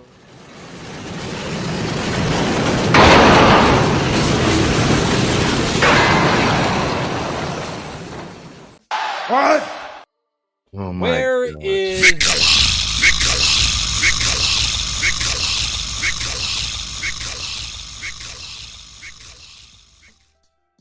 He was on earlier. When you need him, because this is the perfect moment when I need him. This right here, I'm going to say, the Oh, Lord, Commanders no. will win Yeah. Yeah. and improve to 12-5 and triple their wins from last season. Oh my gosh, that is hilarious. So goodness gracious. All right, so you don't want the Cowboys to say, well, yeah, even though we were 8-9, we actually were 4-2 in the division, and the only team they couldn't beat were the Eagles. So you don't want to say that, obviously. I get that. But of course, I think for more important reasons, at least germane to this year, I do think they need to battle for the 6th seed and clinch that so they can actually go against the Rams instead of the Eagles. Because I think the Eagles are, even though, yes, they know the Eagles better, I think that's a tougher matchup for them. And I think the Packers, I think they'll be rooting for the Cowboys because even though they probably can compete against the Eagles, the far easier matchup for them is the Rams. But yeah, I think the Commanders win this game. I think they will go to 12-5 as well. And and when Dante asked if they play the starts, they are. I think they are. Now, if the game is out of reach, then they'll sit their starters. But I believe the Commanders will start. They'll start their players because they really do need the game because I think they need to be the number 6 seed. Who's giving them the business? And speaking of which, the team that they are battling for the number 6 seed, the Packers, who are now the 7th seed at the moment in the NFC playoffs, they are 11-5 as well. They host their arch rival Chicago Bears, who are on a beautiful 10-game losing streak at 4-12 after starting off the season 4-2. It really did go haywire after that Hail Mary in Landover. Oh my God, this is hilarious. Fox has the 1 p.m. kick for that one. All right. Do we see the Bears lose 11 in a row for the year? In the words of my man, Yeah. I believe they do. Especially the Packers want to avenge the loss that they just had happen, their division loss to the Vikings. Improved to 12-5. There's not many teams that are wild card teams that have to be the 3rd place in their division who have 12 wins in a season. That would be historic in itself. It doesn't happen that often. I don't think it's ever happened since because of even when we had 16 game seasons. Definitely the first since we've had 17 game seasons that this has happened. So I think that would be pretty cool and historic. Plus, I think it would be even better and cooler and historic if the Bears lose their 11th straight game since we served them the big, fat, nasty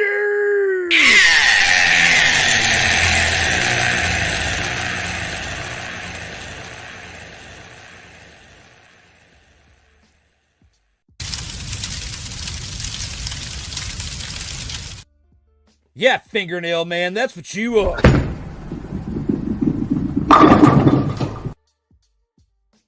Guess what? Bowling balls cover fingernail man's fingernail.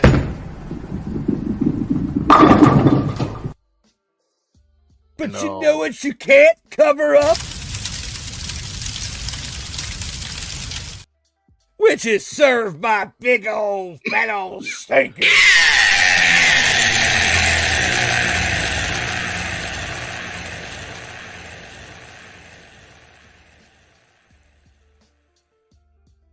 I rest my case.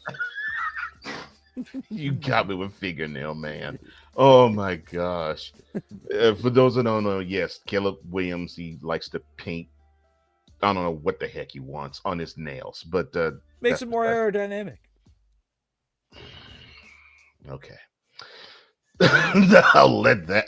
I'll let that slide. I know you're being funny. I'll let that slide. I just find it hilarious that their season actually went straight down the toilet due to that Hail Mary skill. I still can't believe that is really what started this downward spiral for the Bears. And yes, I think it'll be historic. You'll have a third place team in a division with 12 wins. I think that will be something. And I think the Packers will. Because they'll fight for the number 6 seed. They of course have to have the Commanders lose to the Cowboys and for the Packers to win to get it. But they will have 12 wins no matter what. That much I do know.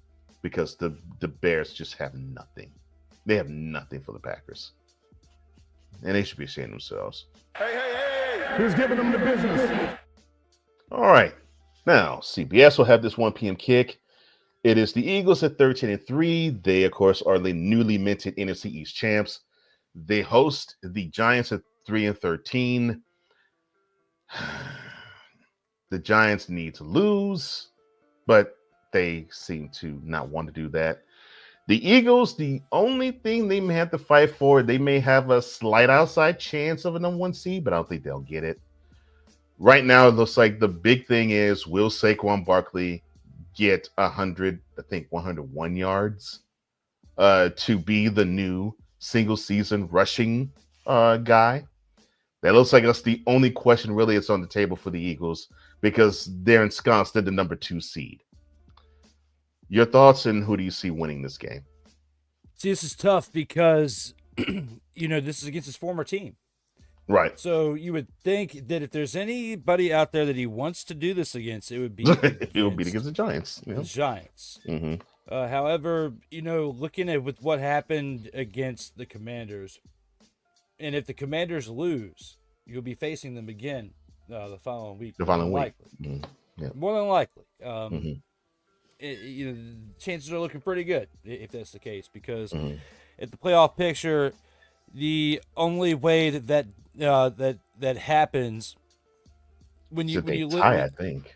Basically, the Packers are at 11-5 right now. They're both tied. If the Packers win against the Bears, which they will, okay. Yeah, they'll win. Let's just okay. They'll win. And the Commanders lose to the Cowboys. All right. Then the Packers move up to 6, and the Commanders are at 7, and the Eagles face the Commanders at home. Right. Okay. Well, in Philly. Yeah. Right. So, looking at that for what it is, if you're the Eagles, you want to make sure you have Saquon, regardless, no matter who you're facing. That's the tough part right there. Yeah. Because you don't have the bye in the first week. If you had the bye, if you were the number 1 team, that's why getting the number 1 spot is very important. Means something, right? Had they gotten the number 1 spot, I would say you go ahead and you play them because you had the first round bye. Okay? Mm-hmm. But because you don't, you have to kind of find a half a bye or whatever by playing half the game. Half the game. Mm-hmm. So Saquon, if you can get 50 yards per first and second quarter, 50 in the first and 51 in the second to tie it or break or whatever you want to do, 102 yards, you got to do it in the first half because you are not playing in the second half. I try to make that deal. And then if Saquon goes out there and he's like 8 yards away from it by the time you get to halftime, then of course you let him go out there in the first drive in the second half. Yeah. If he doesn't get it by the end of the first drive in the second half, then you pull him. Regardless, because you're not going to get any better than second. That first is locked up by whoever wins, the division between the AFC North, the Lions and the Vikings. And right now it's funny that as of right now, until the Lions play tonight, the Vikings are in first. Right. Funny. Mm-hmm. It is funny. When the Lions win tonight, then they'll be back. They'll flip flop. Yeah. Mm-hmm. But if the Lions lose tonight, then the Vikings are in first until they play each other. And then if the Vikings win, they're definitely in first. If the Lions win, then of course it flips back. But looking at it for what it is, because they would have the tiebreaker, they'd have the pressure over that. The Lions would. Yeah. For this one, when it comes to the Packers, when it comes to the Giants and the Eagles, I don't think that Saquon breaks it. I think that what I was talking about, they let him do the first half. He goes in there, whether he's not even close or he comes up with the next. I don't think he gets it. I think that's too much to ask for him to put the lid on his body. The fact that he got 2,000 yards like AP did several years ago, like 10 years ago when he did it with the Vikings, that's a huge win in itself, just to get to 2,000 yards. And what Derrick Henry's done this year has been absolutely great too. But it's more important to rest these players because you don't have the bye week in the first round. I think the Eagles still win the game, but they're going to be doing it with like Kenneth Gainwell and others to fill voids where that's how I see it too. May play at most the first half and into the first drive in the second half, which I still don't believe he'll play even that much. But they're going to be sitting Devontae Smith, A.J. Brown. A lot of these players are not going to be playing that much, if at all. And Jalen Hurts, I wouldn't be surprised if he doesn't play at all. So, especially based on what happened last week. I have the Eagles winning, but I don't have Saquon breaking the record. I think I'm with you. I think Saquon won't break the record unless he does like what he did against the Rams, and he did that in the second half. We had like a 60-yard run and a 70-yard run for touchdowns. If he does that in the first half, then yeah. Outside of that, I agree. I think Saquon will be seen pine in the second half because they need to rest him because, well, the Eagles have to play the very next week. And either it will be against the Commanders or the Packers, and both of those opponents will present a challenge to the Eagles. They just will. That's just how it is. In terms of who's going to win the game, the Eagles got this game. The Giants, they are not skilled enough to even come close to the second string of the Eagles. So, I think the Eagles will go to 14-3. Unfortunately, I do not think we will see history be made. Would I want to see it? Yes. I don't think we are. Hey. Who's giving them the business? All right. Let's get to this next 1 p.m. game. CBS also will carry this one. The Patriots, 3-13.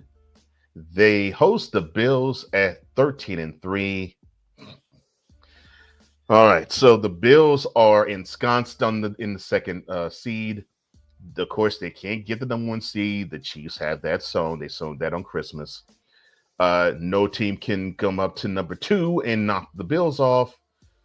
So pretty much what you were talking about with the Eagles, the Bills can afford to do that. And I think we are going to see that, in my opinion. But even in resting Allen and Cooper and Cook and on the other side, Milano and Miller, do you see the Bills beating the Patriots? Yes, with their backups, because unlike the Giants, the Patriots know how to take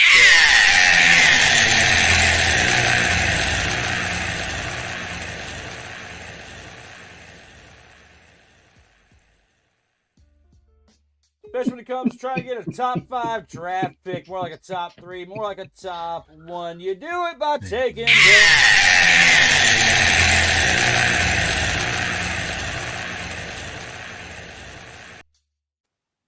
Instead of being a dumpster pelican led by Oh my Drew Lock gosh. trying to get wins out here in these streets. Buffalo Bills win with their backups in hand, improved to 14-3. No, they will not get to the number 1 spot, but they'll help the Patriots get a solid top 3 pick. Yeah, the number 1 seed, that's out the question. But the number 2 seed is out of the question for everybody else. So, yes, the Bills, even right now, the AFC goes through them unless they have to travel to Arrowhead for the AFC Championship game. They still might. Hey. Who's giving them the business? All right. CBS will have this 1 p.m. kick. The Titans also at 3-13, who are one of those teams that are battling for the number 1 overall. They are hosting the Texans at 9-7, and the Titans will be clad in the old Oilers gear, bringing the Texans into Nashville. All right, your thoughts on this game and who you see winning it? When it comes to this game right here, and looking at Tennessee Titans coming from the gift that keeps on giving to a grade A racist, I think the Houston Texans have a really good chance of winning this game. They need to turn around and get some type of spark because their momentum has been absolutely shot down the tubes. They have not been playing well. This entire team has been looking like a bunch of dumpster pelicans lit on fire, running around like their heads have been cut off. And they need this win on the road. The Titans are an easy win if they play either one of those quarterbacks that I mentioned. So, Titans will fall to 3-14. Texans will improve to 10-7, in my opinion. Well, obviously, I'm rooting for the Texans because I root for the Titans the least in the NFL. So, that's where my rooting interests lie.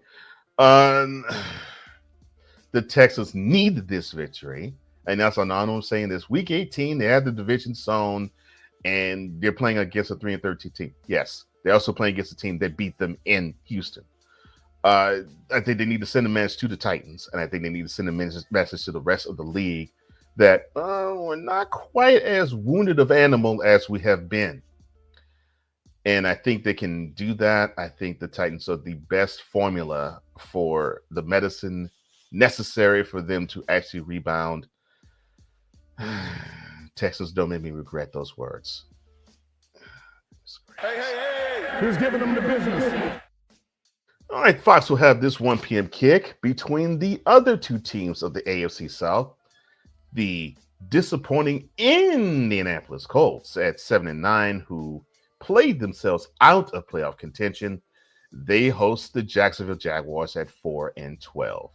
Your thoughts on this game and who do you see winning it? Jags are just as bad as the previously mentioned team. The Colts improved to 8-9, but they will not be in the playoffs as we just learned from this past weekend. But I think they ended on a good note, and this could potentially be one of Joe Flacco's last games ever in the NFL. Oh, yes, and for the Texans, a win won't improve them to the 3rd seed, so they are stuck at the number 4 seed. Oh, and this just in. First game, wildcard weekend, the Texans will host whoever is going to be the 5th seed. You heard it from him first. Oh, and this game here, the Colts. Unfortunately, the Jaguars have nothing for them. Doesn't matter who they play, doesn't matter how the Colts play, the Colts will beat the Jags. Hey. Who's giving them the business? Now, the last of the 1 p.m. games, Fox will take this one as well. The Panthers, the Saints at 5-11, they traveled to Tampa to play the Buccaneers at 9-7. A win from the Buccaneers, and they are once again the NFC South champs. Who do you see in this one, sir? You know, Buccaneers can do it with a better record than what they did recently with the 8-9 record. So I think that we're going to see a Tampa Bay Buccaneers team win, especially when you look at how the Saints have played throughout this year. Don't see them getting the road win in Tampa Bay. It's Tampa Bay's division for the taking. Yes. Oh, and there is a little extra added motivation for the Bucs too. So if the Rams were to lose to the Seahawks, we'll touch on that game a little later, and the Bucs will win, the Bucs actually would be the number 3 seed. So there's a little bit of extra to play for the Bucks. They win, they're the champs. They lose, and the Falcons win their game against the Panthers, and the Bucks are out altogether. But if the Bucks win, they are no worse than the number 4 seed. If they win and the Rams lose, they're the number 3 seed. So there's some stuff to play for the Bucks. As for the Saints, go back to the drawing board. Man. Who's giving them the business? All right, now there will be a few 425 games that will be on tap. The first of which CBS will carry it. 4-12 are the Las Vegas Raiders. They host the 10-6 Chargers. Now, what lays in front of them? They already have the number 6 seed sewn. They can't drop to number 7, even if they were to lose and the Broncos win. That's sewn because the Chargers hold the tiebreaker against the Broncos. So what's in play for them? They win, and if the Steelers the night before lose to the Bengals, they will leapfrog over the Steelers and be the number 5 seed. That is what's in play for the Chargers. And the Raiders, they're one of the teams hoping for that number 1 overall. Your thoughts on this game and who you see winning it? With this game right here, I feel like the Chargers are going to win this divisional matchup. The Raiders, people are giving the Giants, a hard time this week with the win. They've given the Raiders a hard time with getting some wins here lately too. Mm-hmm. I don't think they win this one at home. The Chargers need this one more so proceeding in this year's playoffs than the Raiders do. A loss would actually help the Raiders out a little bit more when it comes to top 5 pick, and the win would help the Chargers as far as potentially improving to a better seed within the playoffs. I like the Chargers' chances in this one.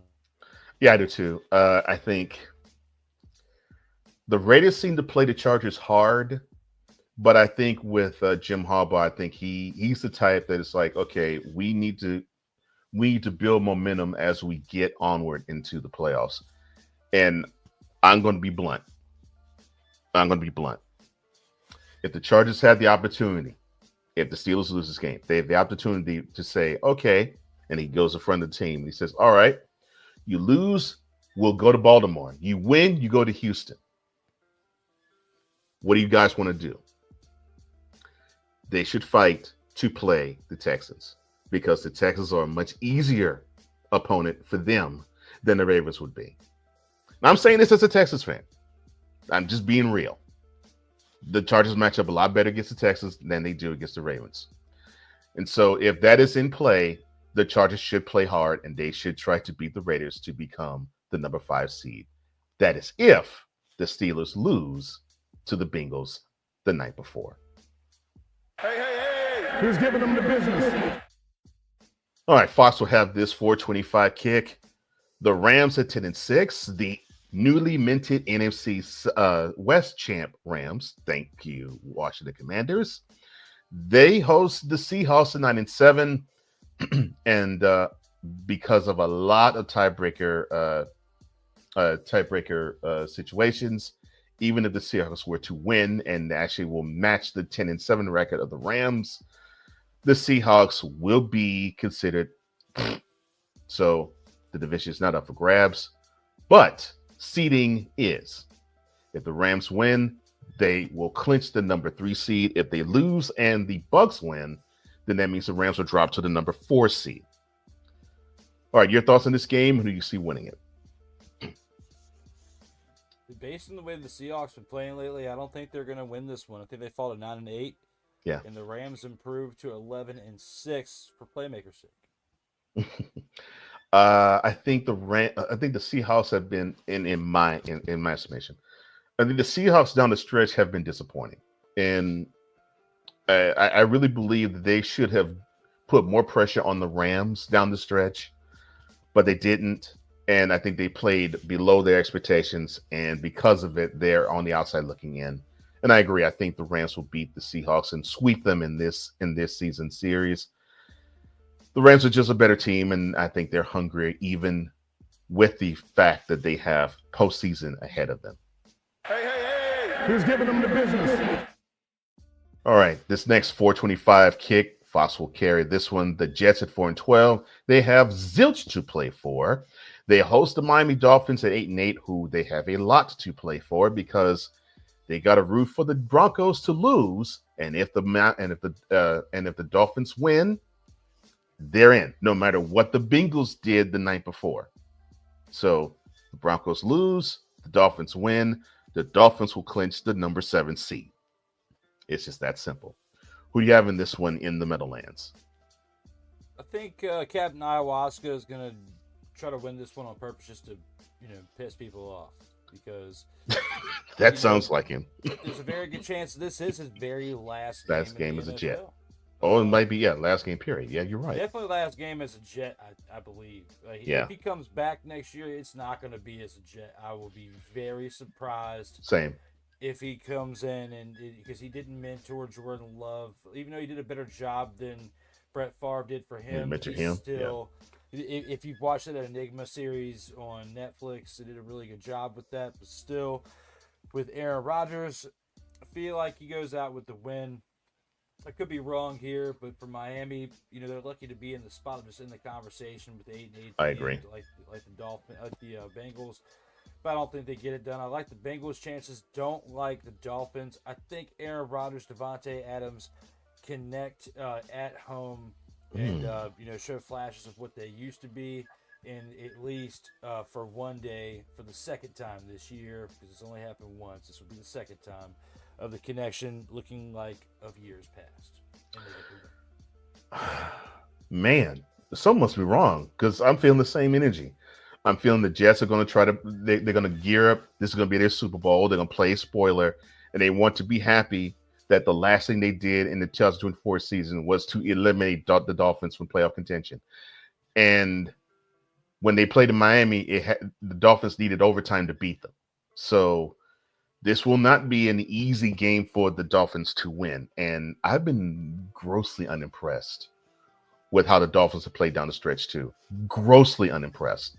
The defense has been a little better, but the offense has been blah.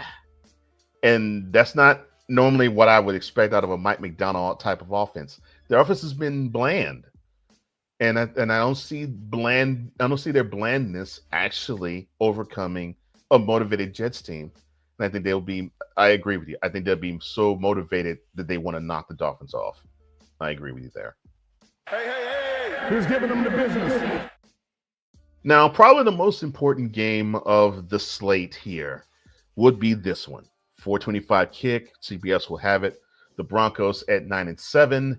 They've been needing to have one win in their end the last 2 weeks, but they failed in week 16. They failed in week 17. Now they get a chance to succeed in week 18. Their opponent, probably the third stringers of the 15-1 Kansas City Chiefs. We already know the starters will now be playing in this game. They'll all be suited up and booted up in civilian wear. So pretty much it'll be second and third stringers that'll be playing in Denver, which that also will probably be a little bit of a downer to those in Cincy and those in Miami. Your thoughts on this game? Oh, sorry. The Broncos, they win this game, they're in, no matter whatever anyone else does. But they will only have the 7th seed. So they win, they go in, and then they have to book a ticket to play Buffalo in Western New York. If they lose and either the Dolphins or the Bengals win, they're out the playoffs. But if all three teams lose, the Broncos go in and back in by default. Your thoughts on this game and who do you see winning it? With this game right here, regardless of the fact of the starters sitting or not, it doesn't mean that the coaches are sitting. Okay, that's right. You've got backups in there. This team is got a stacked team. There's the reason why they've won back-to-back Super Bowls. And let's not forget, Carson Wentz actually does pretty well when he has a good team around him.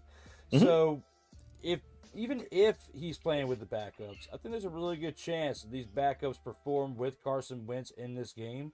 They found a way to win this game, disappoint the Broncos because it is divisional, and improve to 16-1 with the backups and Sean Payton and team fall to 9-8, which gives the Bengals a better chance of winning and a better chance of making the playoffs. Right.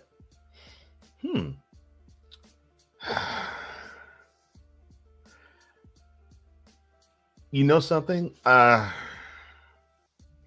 really want the Bengals to get the 7th seed. I just get the feeling the Broncos will pull it out. I don't know why. I just get the feeling they will. And it's not necessarily because the Chiefs will be probably playing their second seed team. I mean, second stringers.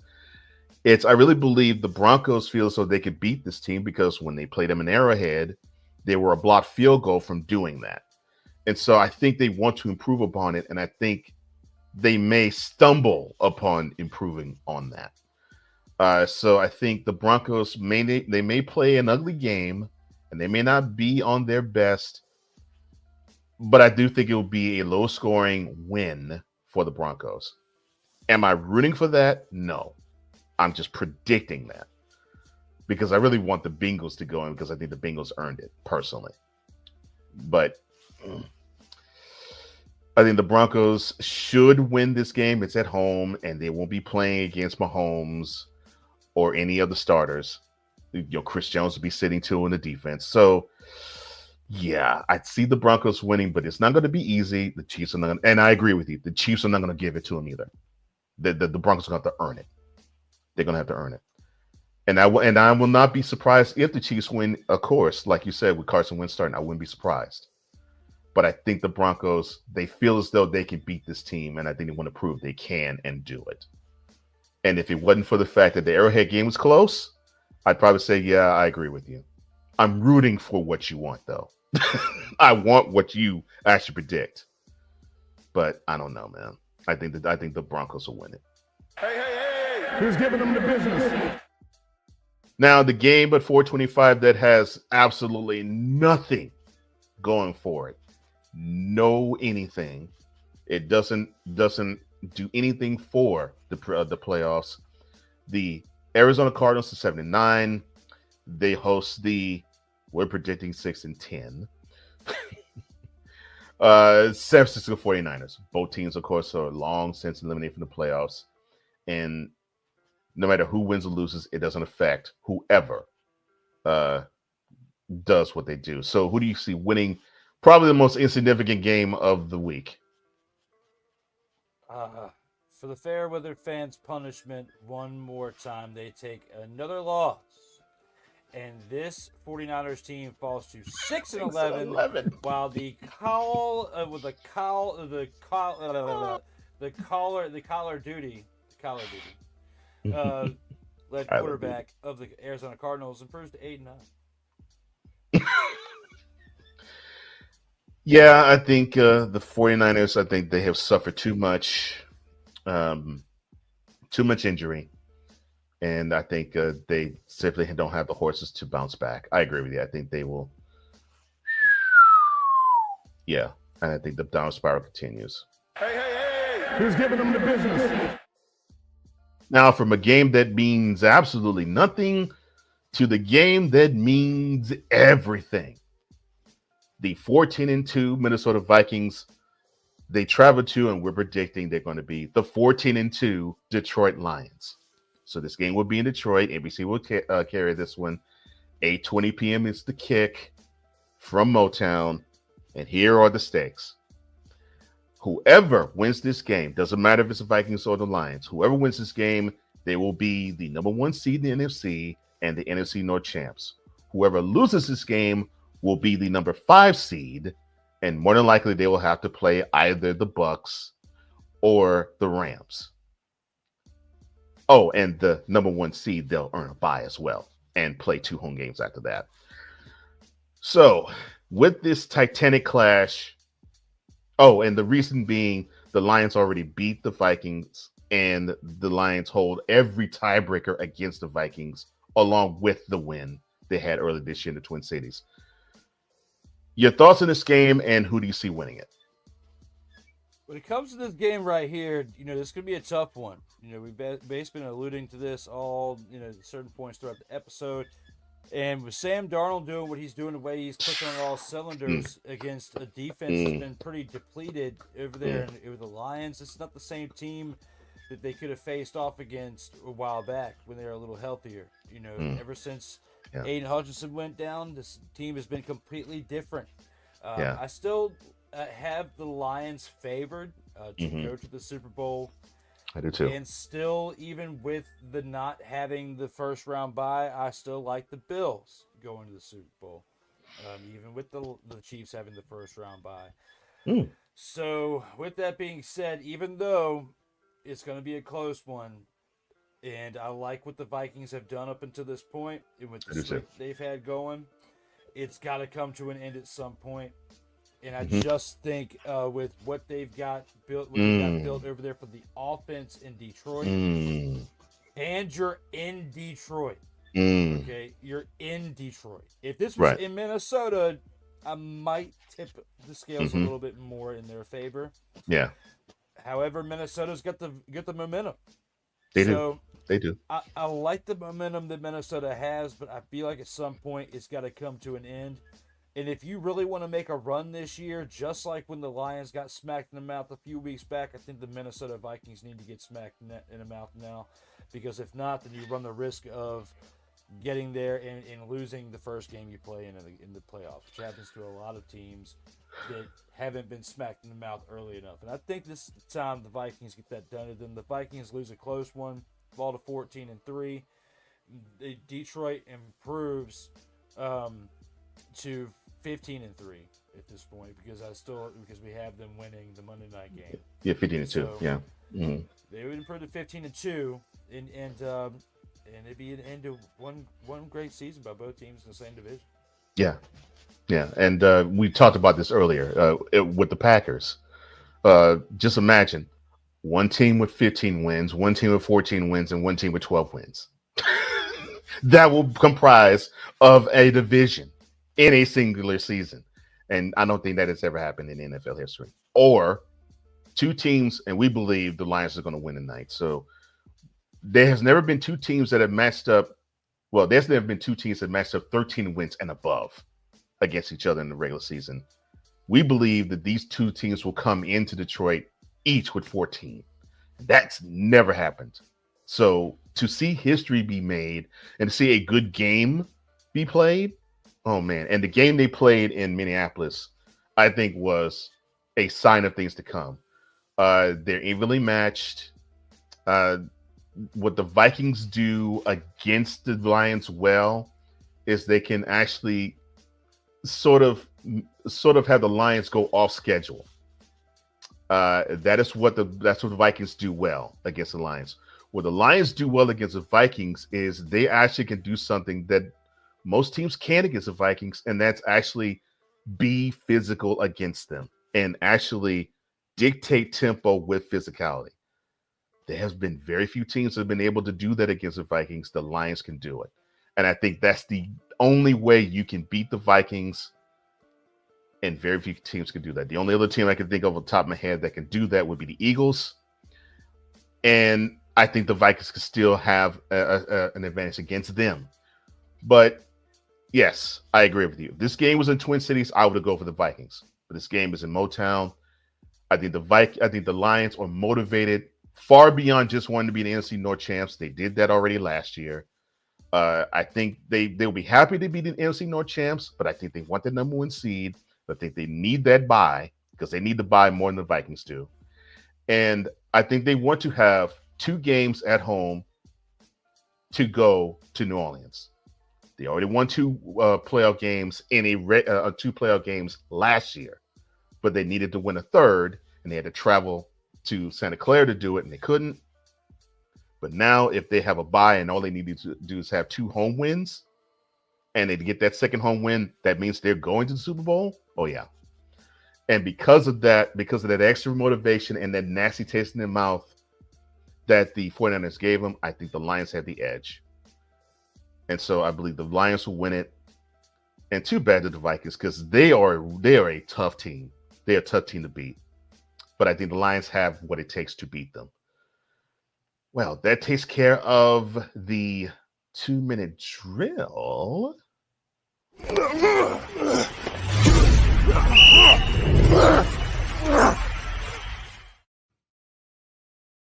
Total football talk.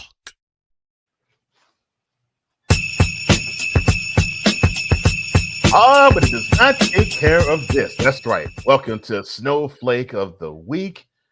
We get to award the ignominious of the football pantheon. And for that, Drew, the floor is yours.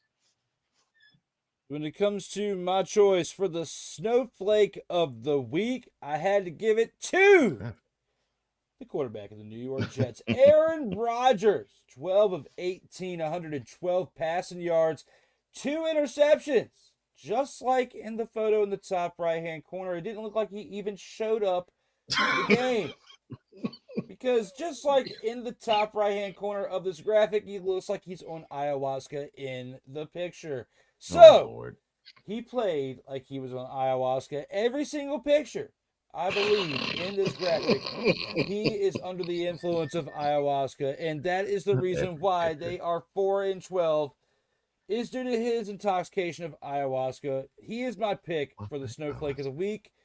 And I have no other words to say other than that when it comes to him being the Snowflake of the Week, because we have picked him on several occasions this year because of said things. Ayahuasca. Well, he earned it for this week for sure. Yes. I mean, heck, Tyrod Taylor outplayed him in a quarter. So, yeah, he earned it. He earned it. All right. The following message is going to the Snowflake of the Week for me. Christmas Day. I'm sick as a dog, but I'm healing up. And I got a chance to see the Chiefs beat down the Steelers. Didn't care who won, didn't care who lost. But I was seeing my team having center stage, even having a Super Bowl-like halftime performance by Beyonce. And they, at age 10, was hosting the Ravens. The Ravens, who now were newly minted AFC North leaders with an MVP candidate in Lamar Jackson and a stud running back in Derrick Henry, and a defense that's healing up. Good Lord, Kyle Hamilton, you are a stud at safety. And Kyle Van Noy, people are not talking enough about you. You are a stud, brother. Pass rusher. I was looking forward to seeing this with my team, and they screwed the pooch. 2 points. 2 points. That's right. The Snowflake Week for me, all of the Houston Texans franchise. I don't care if you're the players. I don't care if you're the coaches. I don't care if you're the ownership group. I don't care if you are the executive group. I don't care if you're the ball boy. All of you deserve to have this ignominious honor bestowed upon you for one simple reason. You embarrassed Texans fan on one of the biggest stages there is. The only bigger stages there are in the regular season will be Thanksgiving and opening night and any Sunday night game that NBC carries. Outside of those moments, and you can even select some of those Sunday night games, but Thanksgiving and opening night, I can't think of too many other platforms on an NFL season where you have everybody watching what you do, and they watched you be horrible. They watched you be burnt to a crisp defensively. I mean, you had Lamar Jackson running through you as if you all had cement shoes on the field. And we have 2 of the best pass rushers in Daniel Hunter and Will Anderson. Look, I respect you, brothers. You all can ball. I mean, you all the pass rushing studs of the NFL this year. There isn't a pass rushing duo that's better. But you had number 8 make you look like mincemeat. I mean, ran through you like you were and ran around you like you were hurdles. And I'm not even going to talk about the fact that you couldn't even touch. You weren't even bothered to touch Derrick Henry unless he gained 5 yards. I mean, forget even trying to get him at the line of scrimmage. You didn't touch him until he gained 5 yards. And that's on the good plays. The plays that were in favor of the Texans. I mean, the dude ran 10 yards, 12 yards here, 11 yards there, 9 yards. I mean, he could have chosen the number he wanted to finish with and pretty much did. That's defensively. Offensively, what are you all calling? I don't get it. I don't understand it. I thought the goal of an NFL offense was to take what the opposing defense does and you play against that. You know, you try to see weaknesses against that defense and you attack that weakness. And then if they find an answer for it during the game, then you shift to another weakness that you discovered. But it is as if you found there were no weaknesses to the Ravens defense. It didn't matter what you did. It just was not going to, it wasn't going to fly. So you figured, okay, we'll just screen them to death, wide receivers and running backs. And okay, we'll blindfold CJ Stroud and have him chunk it down the field. It is highly embarrassing that we needed to have a safety be the only points on Christmas Day that really was the determining factor of scoring for a team that has won a division and is going to be in the playoffs. There are 14 teams that get a chance to say, well, we are the 14 best in any given season. I guarantee you right now, I can say to you that the Houston Texans, you are number 14. And that's just in the playoff bunch. There actually may be some that won't qualify for the playoffs that are better than you. And yeah, I could say, well, hey, it's against a team in the Ravens. And you even said, Cole, they don't measure against the Ravens. Yeah, they don't. I knew that in September. I knew that before coming into this game Christmas Day. But what I did not know was the coaching staff was going to coach as if they had no clue. The players were going to play as if they simply were just deflated like a balloon. And the effort was going to be porous all game long. And it literally looked like the Ravens ran a nationally televised scrimmage. Embarrassed is not the word.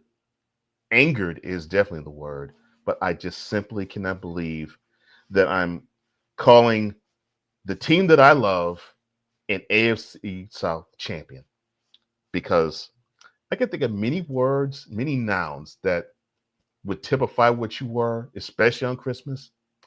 Champion definitely is not one of them. In fact, chumps would fit a whole lot more. And I don't want to say this about you, but I just got to be real. Because what was put out there on Christmas Day was absolute slop. I mean, heck, Beyonce scored more points than you did. That's how bad you all were on Christmas Day.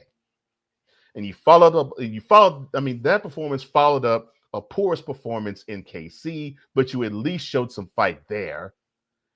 And we barely got our way against the Dolphins, and you screwed the pooch there, even though you won the game. So you all have not really been playing all that well, I'd say, for at least the last 2 months. And now your simple ways are starting to catch up with you. You better tighten it up, or it's going to be one and done. Because no matter who you play, Steelers or the Chargers, they actually look better than you guys. And you know it. I'm so pissed off, man. I don't blame you. But definitely, a great choice with the entire Houston Texans team, because I had to hold back on certain things I was saying earlier because I knew that you needed the floor right here and now. Thank you, bro. Thank you, bro. Man, God, I can't believe this. But woosah. As long as it's one. I went to go find one yesterday, but I wasn't able to what the ET went like. Oh, that's great. So I love it. actually I was getting to I hope it actually is recording. And now episode 70 of Total Football Talk comes to its end. But before we do go, we will offer our parting shots or last thoughts on the week that was and the week to come. And Drew, the floor is yours. Still can't believe the Giants being stupid and taking the win. I'm still trying to digest that on this Monday as I get ready to knock some other things out in a work day here today. But when it comes to this this situation over here for the NFC North, I think it's great for football that we finally have to see some historic things within the game like this taking place, where you have two teams of this caliber facing off against one another for the division in week 18 with records like these. We've seen matchups come down to these where, like, we'll say for the NFC East, the Cowboys and the then Redskins facing off for the division for the NFC East.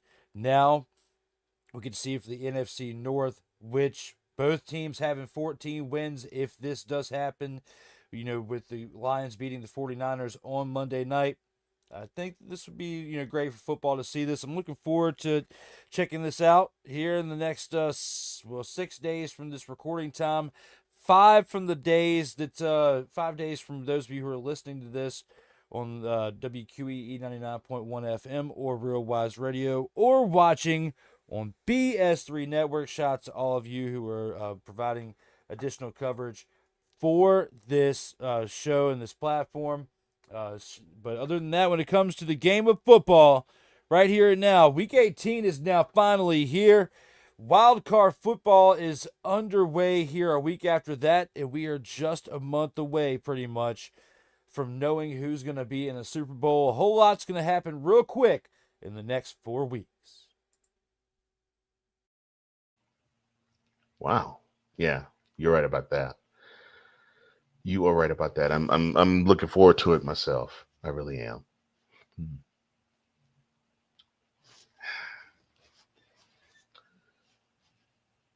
So, we talked about the wonderful things that are going to happen. We have the season end with an NFC North battle, possibly for the ages. And that's how this season is going to end. The fact that the winner is going to be probably the NFC favorite to make it to the Super Bowl. The loser is going to probably might possibly meet up against them in the NFC Championship game. It's quite possible, but they would have to go through 2 road games in order to get there. But that's the great, and it's wonderful. The NFL is great. And it's great that that's how the season's going to end. Of course, is it going to suck that we're not going to feature teams like the Panthers or the Saints or the Colts or the Titans or the Raiders? No. We wish them well. And going into April, we hope that you find the pieces that you need to improve upon the season that was. And hopefully you do. But I actually want to take this time out to actually pay respects. So for many of you that know me, I am a Bryant Gumbel fan. I studied this guy ever since I was 6 years of age. And I've wanted to have a trajectory of having a career like him. Well, little did I know, and strange to me and unbeknownst to me, that Brian had an older brother who actually was in the sports industry himself, his brother Greg. And of course, I got a chance to hear him, as all of you did, in doing play-by-play for the NFL and doing the hosting duties in studio for the NFL and doing the hosting and the play-by-play duties as well for college basketball. And I grew to love his his way of ingratiating the color guy and knowing the sport himself, but not dominating the coverage. And he had this way of in embracing you when you watched him and you heard him. So to Greg Gumbel, you set forth a wonderful platform for those like us to come after you, that we shouldn't limit ourselves. I mean, you called Super Bowl games. You called the Final Four. You showed us all that anything is possible and everything is on the table. And thanks to your example, we can walk boldly knowing that we don't have to limit ourselves to a sport or to an experience. That all we have to do is just be our best selves, no matter what, when, where, or how. So rest in peace, Greg. Thank you for the memories. As long as it's one. I went to go find one yesterday, but I wasn't able to look at the right away. It's great. So I love it. actually, I was getting teased. I hope it actually is recording. Listening to it. Any thoughts you have, sir, before we let the tribe go? Shout out to those of you in the tribe who were here throughout the show. Whether you were live or during the replay watching this after it's in post-production. Also, shout out to Snowman who came through and was rocking and rolling with me on Total Football Talk Extra last Friday to Thank you, have Snowman. episode Appreciate 19 and recap the Christmas Day games and last Monday night's game and last Thursday night's game. So, shout out to Snowman for being there for that one. Definitely had a good time. I'll have to do it again, but Total Football Talk Extra will be wrapping up soon because next week, we won't really have to have a Total Football Talk Extra because there won't be any games after Sunday. I do believe that in the divisional round there is a Monday night game. So There's no room? I'm pretty sure the divisional round there was a Monday night game at least last year that they might bring it back. I mean, because they haven't announced anything for scheduling yet because we don't have all the seeds and everything set. So I'm pretty sure there was a Monday night game last year. If so, there will be episode 20 of Total Football Talk Extra this week to cover the Monday night game and the Thursday night game, of course.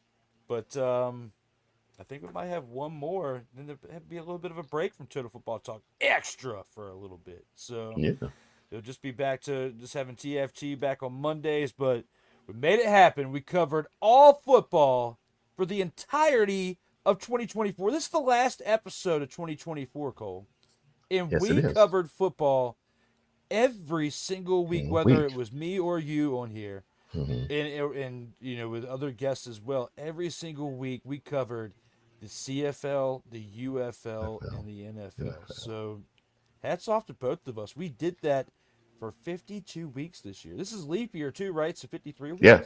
Well, no, it's just a day. But yeah, 52 weeks. Yeah, 52 weeks. But yeah. Leap week.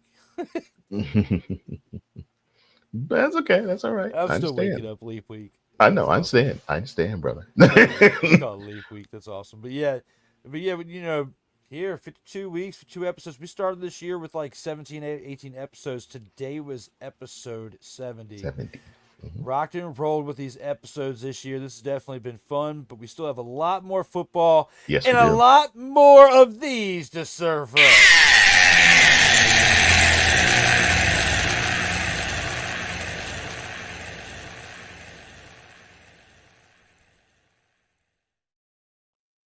Why the L, Lord? Why? Well, I know that is what my partner is going to be doing, because this Sunday he's going to want to basically shut up the Cowboys Nation and serve them L's all throughout the season. But thank you guys. Thank you, every one of you. If you want to reach my brother Drew, all you have to do is go onto these wonderful social media homes he has. Sertoba_media on Instagram, Sertoba_media on X or Twitter, the underscore Sertoba on TikTok, and of course, Sertoba Media on YouTube.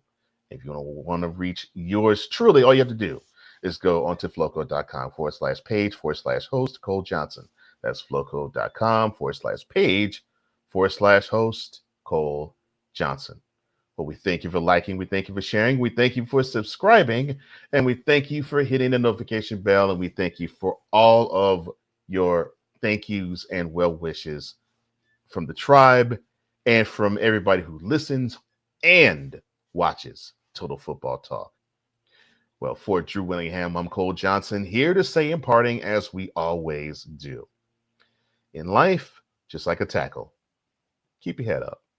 And always, you got to play until the whistle blows.